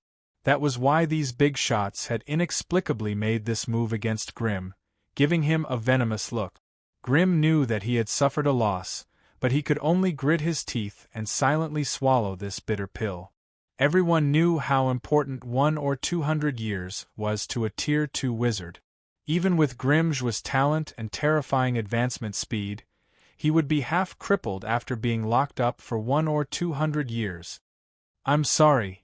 Alice's eyes reddened, and tears streamed down her cheeks. At the end of the day, Grimm had been the victim of Alice's undeserved misfortune. Therefore, it was no wonder that Alice was so sad and resentful. "Don't give up so quickly." Grimm quickly regained his composure after his anger subsided. "Tell me first, is there any other way to break out of this situation?" Alice looked at Grimm in surprise. When she saw the resolute and calm light in his black eyes, she realized that he had not been knocked down by this accident, and was still calmly thinking about how to break out of this situation and counterattack. This was probably the quality that a person who could do great things had to have. Inwardly impressed by Grimm's calmness, Alice wiped away the tears from the corners of her eyes and began to calm down as she began to make plans for Grimm. A while later, "I've combed through the entire situation again, and there are only 3 paths in front of us. First, don't do anything. Just wait until the contract expires, and that's it. I've divined that this witchcraft contract can suppress you for 139 years. As long as the contract expires, given your talent, you still have a 90% chance of advancing to grade 3 before your vitality runs out." Grimm shook his head slightly, and Alice could only continue her analysis. "The second path is to find a way to force that deception which to voluntarily give up on this witchcraft contract." Grimm closed his eyes and thought deeply for a long time, but in the end, he shook his head with difficulty. Since the other party had come prepared, they would naturally be on guard against this method. Kidnapping a grade 2 deception, which in the territory of the Northern Witches was almost impossible, even with Alice's full cooperation. Thus, Grimm could only grit his teeth and give up. Then there's only the last one left. Find a way to kill that grade 2 Lord of the Flames. As long as it's dead, the witchcraft contract will be mostly complete, and the remaining power won't be enough to restrict your strength. Alice decisively took out the last path. This path seemed the simplest, but it was actually the most dangerous of the 3. Since the other party did not want Grimm to complete the source contract, there was no guarantee that they would not do something to the Flame Lord. In this way, when Grimm calculated the strength of the Flame Lord, he could no longer treat it as a pure grade 2 Lord of the Flames. Perhaps if Grimm followed the coordinates given to him, what awaited him would be the endless army of the Flame Lord's terrifying fire elemental army. However, a Flame Lord was just a Flame Lord. At best, it was just a slightly stronger fire elemental creature. How high could its intelligence be? Chapter 747. This unexpected incident had undoubtedly disrupted Grimm's training plan. His top priority now was not to improve his strength, but to craft the Flame Emblem armband as soon as possible. After all, only by fusing the 2 pieces of the Flame Emblem could Grimm be truly immune to fire, unlike before, when he had to transform into a body of fire. If he was forced to enter the fire elemental plane, none of his companions would be able to accompany him. The fire elemental plane was a world of fire elemental creatures. Even if grade 2 wizards like Mary and Alice had high magic resistance, they would not be able to endure the burning of fire day and night. Let alone them, even the thick-skinned dragonoid Zacha could not do that. Therefore, if he really needed to enter the fire elemental plane, Grimm could only rely on himself. If his companions could not survive in the fire elemental plane, then what about other methods? The fire elemental plane was a completely pure elemental plane that rejected all other elements except fire. As such, the wizard tools and wizard accessories that needed to absorb elements from the outside world would become single-use items that could not be replenished after use. Magic scrolls, magic potions, magic wands, accessories. None of these could help Grimm. What about magic puppets? Since his debut, these elemental magic puppets had been the greatest help to Grimm. Could he still rely on them to get through this difficult time? As Grimm read the detailed information about the fire elemental plane, his expectations grew lower and lower. The fire elemental plane rejected all other elements except fire, which meant that wind dragons, destroyers, and rotting ones would quickly consume the stored elemental energy in the fire elemental plane. The only ones that could be used were probably fire elemental magic puppets. This wasn't necessarily a bad thing. At the very least, the terrifying Balrog could survive for a long time by relying on the abundant fire elements in the fire elemental plane. With the terrifying Balrog and Grimm himself as a powerful fire wizard, surviving in the fire elemental plane would not be a problem. The only problem now was that he did not know what kind of traps those hateful witches had set up around the Flame Lord. If he were to be caught by the enemy due to his impulsiveness, he would really be at his wits' end in the fire elemental plane where he had no one to rely on. After all, what happened to him involved some secrets of the Northern Witches, so Grimm did not reveal the news to anyone around him. Although he trusted Mary, she was impulsive and easily angered. After knowing the news, Grimm was worried that she would secretly go after those deceiving witches. Hence, after handing over the daily management of the White Tower to Merrill, Grimm used the excuse of conducting a large-scale spell experiment to return to the Blazing Flame Monarch. The Blazing Flame Monarch had also constructed a fire elemental altar here, which could open up a path to the fire elemental plane at any time. Therefore, Grimm felt that it was necessary for him to explore the fire elemental plane first. The creation of the Flame Emblem armband would take another 3 to 4 months. During this time, it would be better for him to familiarize himself with the fire elemental plane. After returning to the Flame Monarch from the White Tower, Grimm first summoned Gargamel and asked him about the Wizard Pagoda's recent situation. He then gave him some tasks before waving his hand and dismissing him. After Gargamel left, Grimm used his authority as a tower master to move the fire elemental altar on the first level of the Wizard's Pagoda into his residence. It was a giant fire elemental altar with 3 levels, 20 meters long and 30 meters wide. Each level was 3 meters tall. The entire white surface of the tower was covered in strange magical lines and wizard runes. There were also many different types of fire elemental creatures. At the 4 corners of each level, there was an elemental brazier with bright yellow elemental flames floating above it. At the top of the altar was a thick and wide altar. It was where spellcasters offered sacrifices to the fire elemental plane. Most fire elemental altars had 2 functions. One was to summon powerful fire elemental creatures from the fire elemental plane, and the other was to use the flame gate that Grimm had to use. Only through the flame gate could Grimm smoothly travel between the wizard world and the fire elemental plane. After the fire elemental altar was in place, Grimm used his authority to direct a special energy channel from the energy room to the fire elemental altar.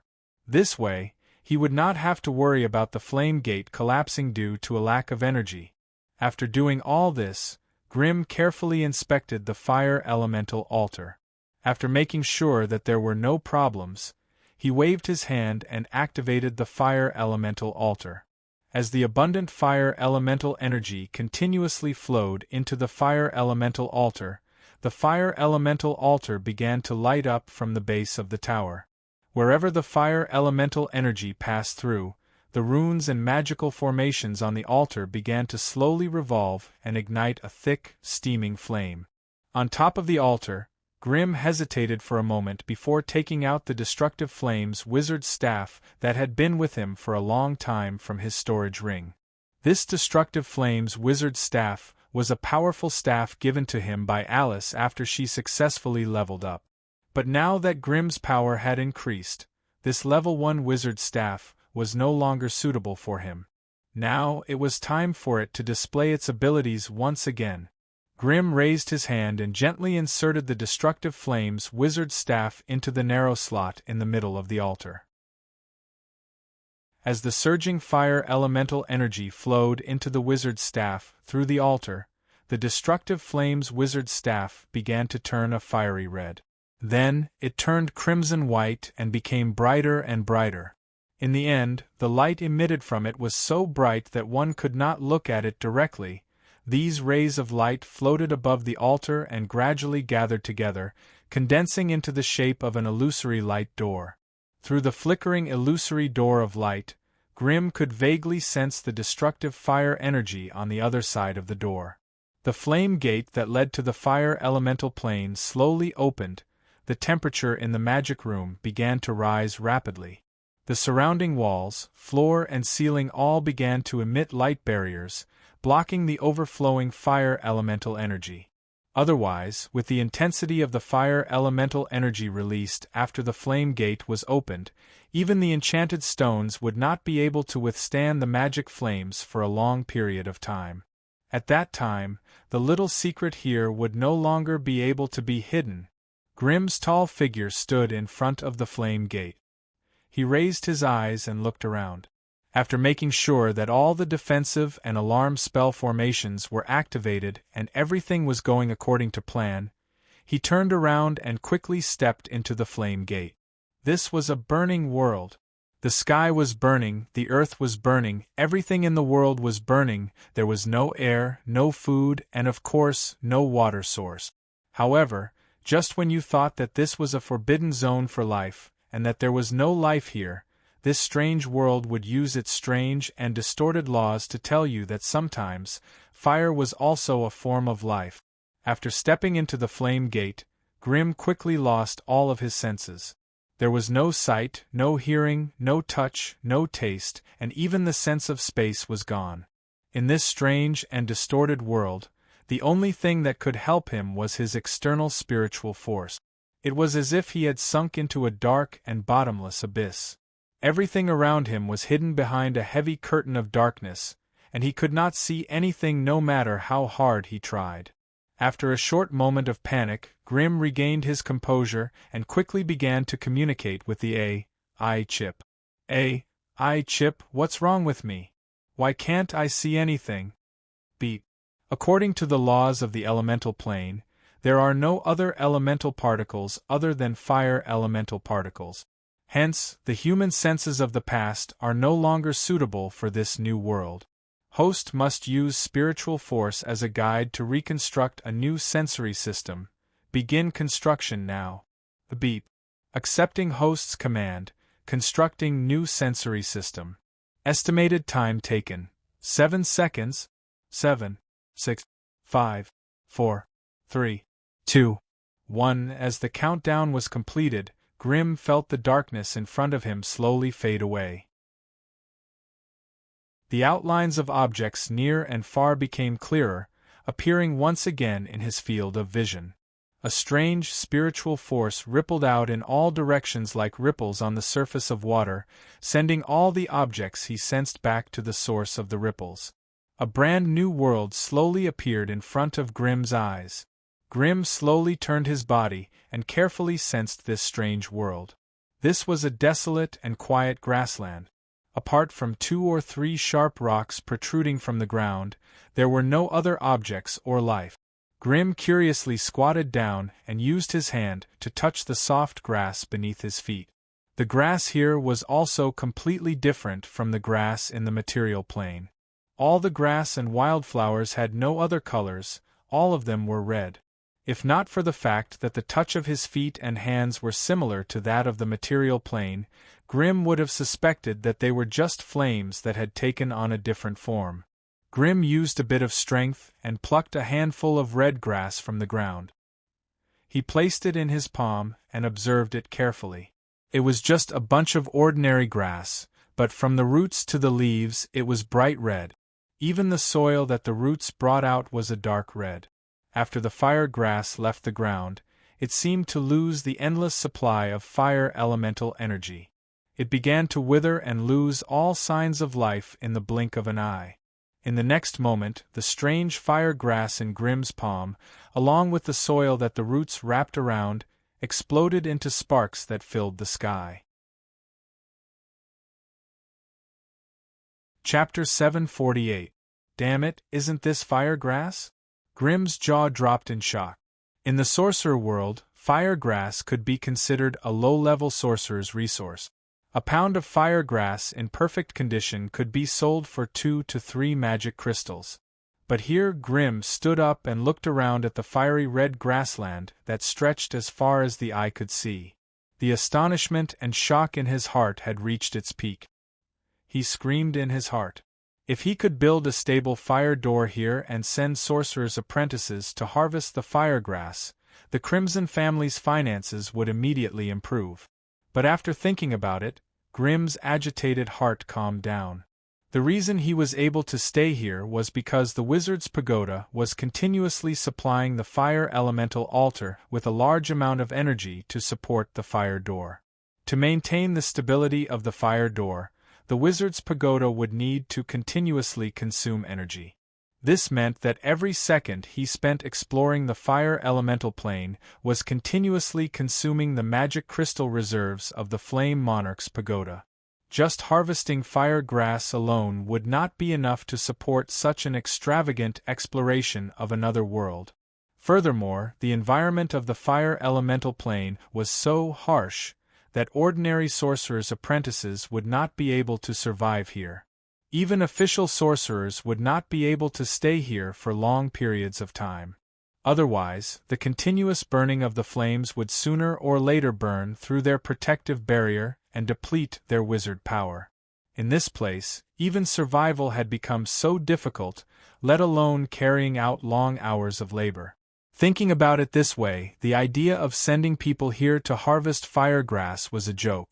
No wonder no sorcerers had the idea of developing this place, even though there was such an abundance of fire element resources here.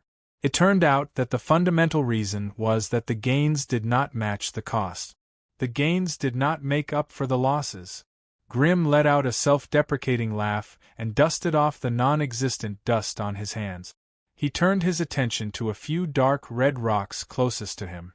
Touching them with his hands, he could feel the coarseness and hardness of the surface of the rocks. They were no different from the rocks in the physical plane. However, when Grimm extended his mental energy into the interior of the rocks, he could immediately feel the pure, surging fire element energy within. Fire-condensing rock was another kind of low-level fire element resource with good quality. If he'd had a large amount of fire condensate rock back then, he definitely wouldn't have used such low-quality volcanic rock to construct the blazing flame monarch. As expected of the fire elemental plane, not a single particle of earth, water, wind, light, darkness, or plant could be sensed in the entire plane's environment. Although the fire elemental plane still had a sky and land, the foundation of everything in this world was the ubiquitous fire elemental particles. However, under the guidance and restriction of the dimensional laws, these fire elemental particles existed in a completely different form.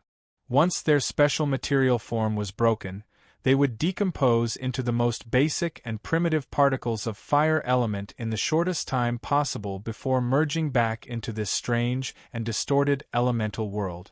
With the powerful scanning ability of the AI chip, Grimm continued to analyze the strange world before him. Unlike the other foreign lands, he didn't feel the suffocating pressure of the plane here. The elemental realm was indeed one of the few completely open worlds in the multiverse. Perhaps due to the particularity of the formation of the elements realm, the plane space didn't reject the connection and overlap with the alien world. Spellcasters from any material plane could use simple spell formations to travel between the major elemental planes, even using them as a transit point for their travels. The elemental realm didn't reject the visits of outsiders, and it wouldn't guard it to the death like other material planes, afraid that some annoying bugs would burrow into their bodies. Grimm had once tried to activate his elemental vision, but he was blinded by the glaring red light and quickly shut it off in fear. Turning around, he saw that the door of flames was still standing quietly behind him. The dense fire elemental particles in the surrounding air were drawn over by the door of flames, entering the door of light and disappearing from his senses. As long as the door of flames existed, this place would maintain a close connection with the secret room in the wizard's pagoda. In a situation where the concentration of fire elemental particles on both sides was uneven, the fire elemental particles around the door of flames would naturally flow into the secret room in the wizard's pagoda. If such an obvious phenomenon were to be seen by intelligent fire elemental beings, it was hard to guarantee that they wouldn't run to the other side to find out what was going on.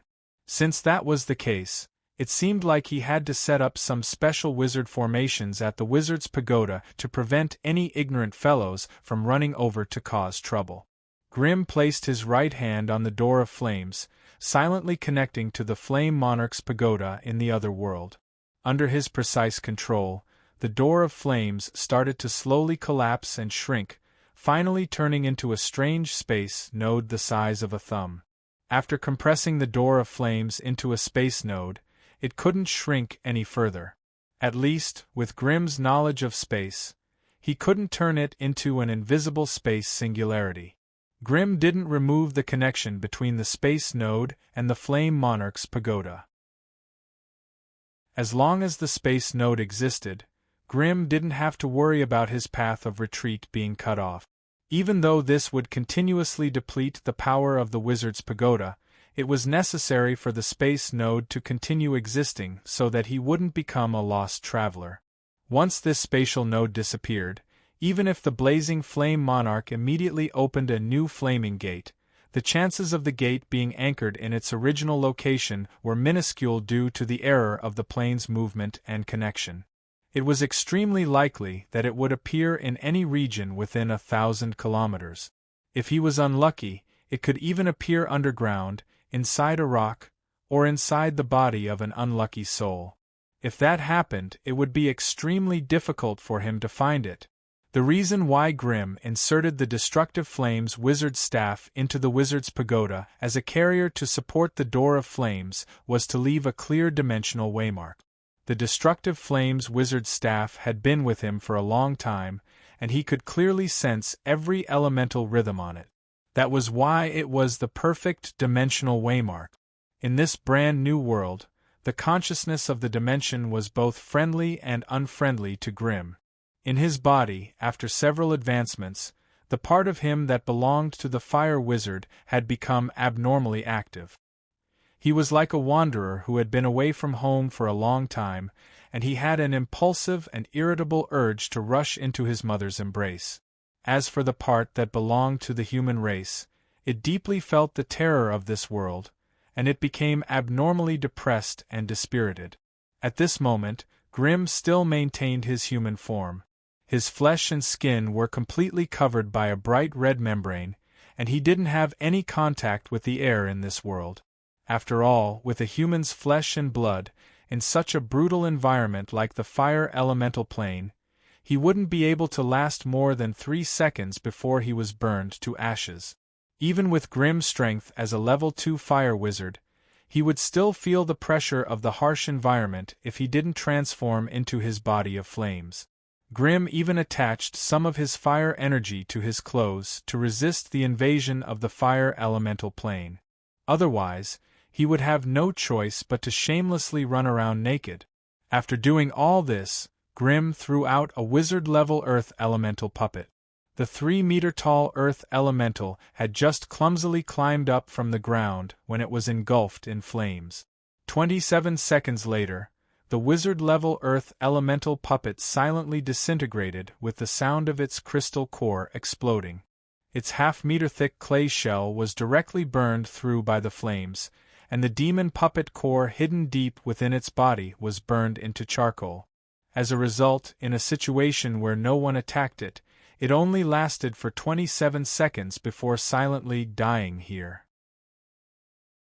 This was an earth elemental puppet with the highest defense. If it was a water elemental or wind elemental, it might not be able to last much longer. Grim sighed silently. It seemed like his puppet army wouldn't be of much use here. He raised his head and looked into the distance. His field of vision was limited to a range of 271 meters. Everything outside of his field of vision was bright red, and he couldn't tell what was happening in the distance. Grim grabbed a handful of soil from under his feet and lightly sprinkled it as he muttered a strange spell. A moment later, a pale, expressionless face appeared in the void. This was a low-level wizard spirit that was gathered from the ground using a spell. It could roughly ask for information about the situation within 100 miles. Are there any intelligent creatures nearby that I can communicate with? I need to know their location and number. East. Big guys. A lot. The pale face answered a few questions in the sorcerer's language before disappearing without a sound. Grim sighed helplessly again. Exchanging the energy of a rank 2 spell for a few simple and crude answers, this spirit-summoning spell was really a pain in the ass sometimes. East? In this fire elemental plane where everything was bright red, how could it be considered East? Big guys? In the eyes of the wizard spirit, anything taller than Grim was considered big. A lot? This answer was even more of a pain in the ass.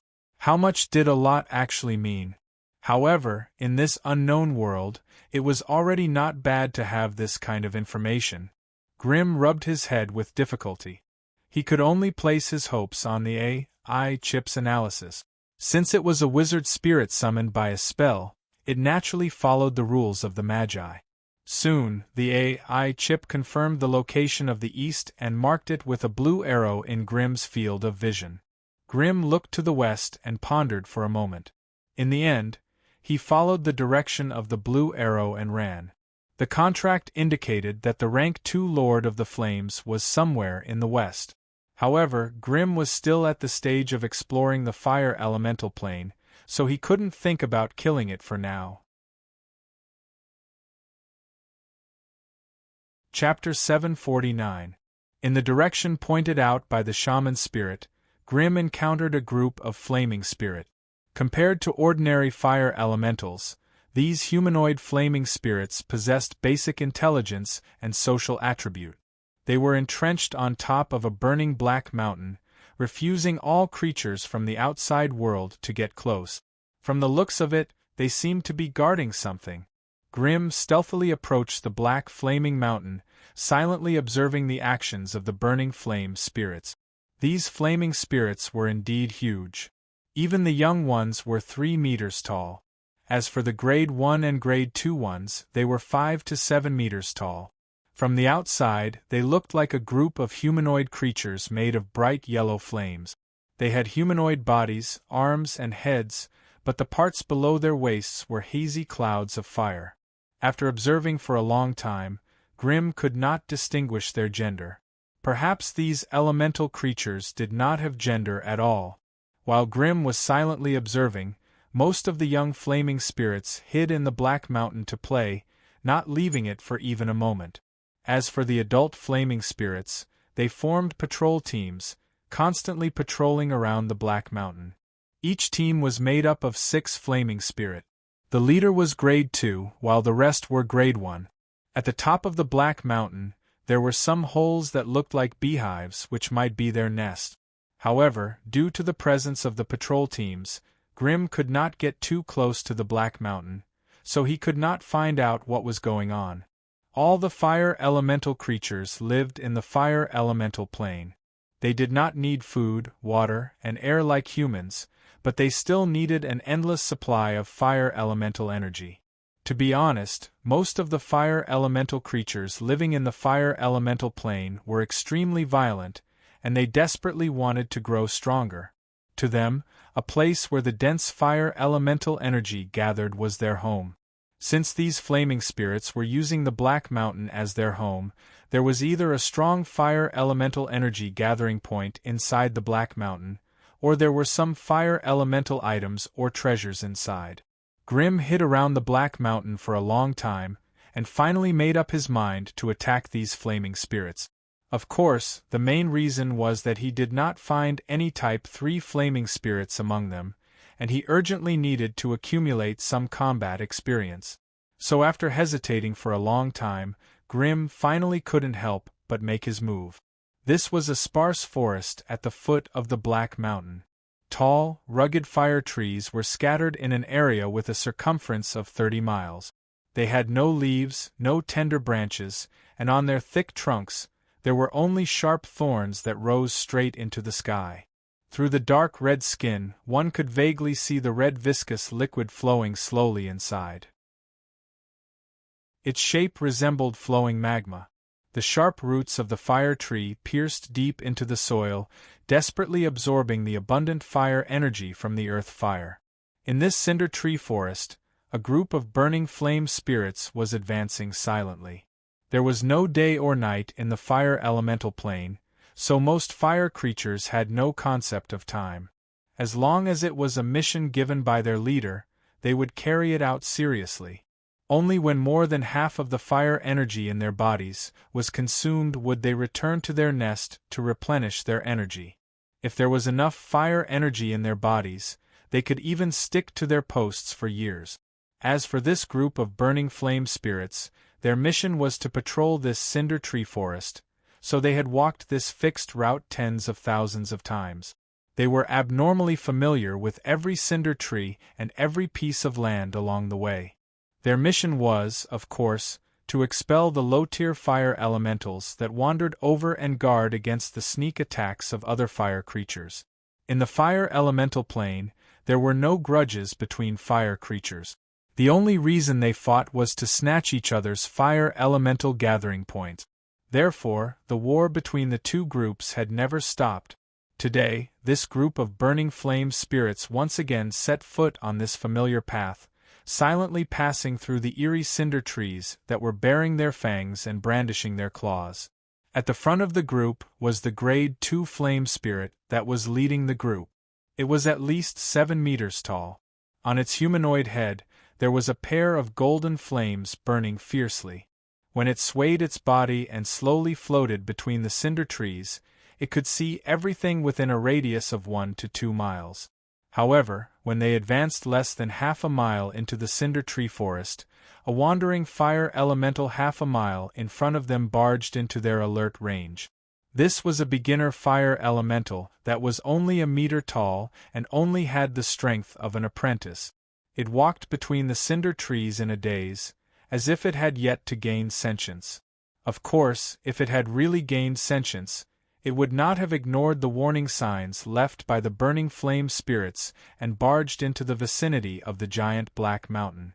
Seeing that another little fellow had barged into their forbidden area, the Grade 2 burning flame spirit leading the group waved its arm and ordered impatiently, "Doug, go kill it." Upon receiving the order, the Grade 1 flame spirit at the end of the group responded. It lowered its body and suddenly sped up, charging towards the ungrateful fire elemental in the distance. With the difference in strength between the two, a single punch from the Grade 1 flame spirit would be enough to destroy the fire core of the other party, causing it to vanish into thin air. When the Grade 1 flame spirit was within 100 meters of it, the beginner fire elemental seemed to have sensed danger. It actually turned around and ran without saying a word. Huh? It actually knows how to run. The Grade 1 flame spirit called Doug could not help but be surprised. The fire cloud in its lower limbs became more and more urgent, and its pursuit speed also increased. 70 meters, 50 meters, 30 meters, 10 meters. The distance between the two continued to decrease until Doug was completely behind the fire elemental. It raised its huge fist of flames and fiercely smashed it at the blazing fire stone within the body of the beginner fire elemental. Be careful! The Grade 2 flame spirit that had stopped to watch the battle from afar was originally watching indifferently. However, when its subordinates approached the beginner fire elemental, it suddenly felt an abnormal fluctuation of fire elemental energy. Unfortunately, its warning was too late. Suddenly, a 7-meter-tall Balrog jumped out from behind a fire tree on the side. The moment it appeared, it aimed a killing blow at the Grade 1 flame spirit. A huge lava fist smashed down, instantly turning the head of the Grade 1 flame spirit into a ball of scattered flames. Before the Grade 1 flame spirit could move its headless body out of the attack range, a lava hand had already pierced through its chest and dug out the fire core within. To a fire elemental creature, all of its fire energy and consciousness originated from this strange fire core. Once it was destroyed or taken away, the remaining body of fire would become an unrestrained wildfire, instantly dispersing into the air. Bastard! Hurry up and hand over Doug's fire core. The burning flame spirits in the distance were dumbfounded. Under the lead of the Grade 2 flame spirit, they rushed over in a frenzy. They could clearly see that the terrifying flame demon that had killed their companion was also a frightening Grade 2 creature. On their side, they had a Grade 2 captain and 4 Grade 1 companions. If they really fought against the flame demon, they would not be at a disadvantage. Unfortunately, with their low intelligence, how could they escape the schemes of a Grade 2 sorcerer? By the time they reached the terrifying flame demon, Grimm had already sealed off their path of retreat. The battle only lasted for a quarter of an hour before it quickly ended. Both sides were fire elemental creatures, and all fire damage was greatly reduced. However, relying on their superior numbers, the flame spirits kept attacking the terrifying flame demon with fire arrows, flints, and other means. The two lava shields outside its body splashed magma and flames flew everywhere. The Grade 2 flame spirits were even more ferocious. They actually swung their fists at the terrifying flame demon. One had a body of fire, while the other had the body of a flame demon. One only had a flame shield, while the other had a lava shield with higher defense. When these two big guys punched each other, the scene of the battle was unprecedentedly fierce and tyrannical. Seeing that the terrifying flame demon had the absolute advantage against the Grade 2 flame spirits, Grimm did not hesitate to attack the remaining 4 Grade 1 flame spirit. Both sides used fire spells, but the Grade 1 flame spirits' bodies were not as sturdy as Grimm's lava shield. After 2 or 3 exchanges, one of Grimm's lava shields was destroyed, and only one of the 4 Grade 1 flame spirits remained. The other 3 were blasted into pieces by the solid lava fireball. Even the core of the flames within their bodies was melted. Grimm used Flame Leap and appeared behind the remaining Grade 1 flame spirit. He stretched out his hand, and a large hand made of pure fire elements grabbed the flame spirit firmly. "Let's go." The flame spirits on the mountain seemed to have been alerted. Grimm turned around and looked into the distance. He saw groups of flame elementals rushing down the black mountain at high speed. He snorted and clasped his hands together. The remaining flame spirit was crushed into pieces by his fiery hands. When the big hand opened again, there was only a fist-sized core of flames left, its surface still burning fiercely. At this moment, the flame demon condensed a 30-meter-long flaming whip from the void and wrapped it around the fleeing Tier 2 flame spirit. You're tuning in to the Phoenix Knights YouTube channel. Don't forget to subscribe and join us on this journey to catch the most captivating stories.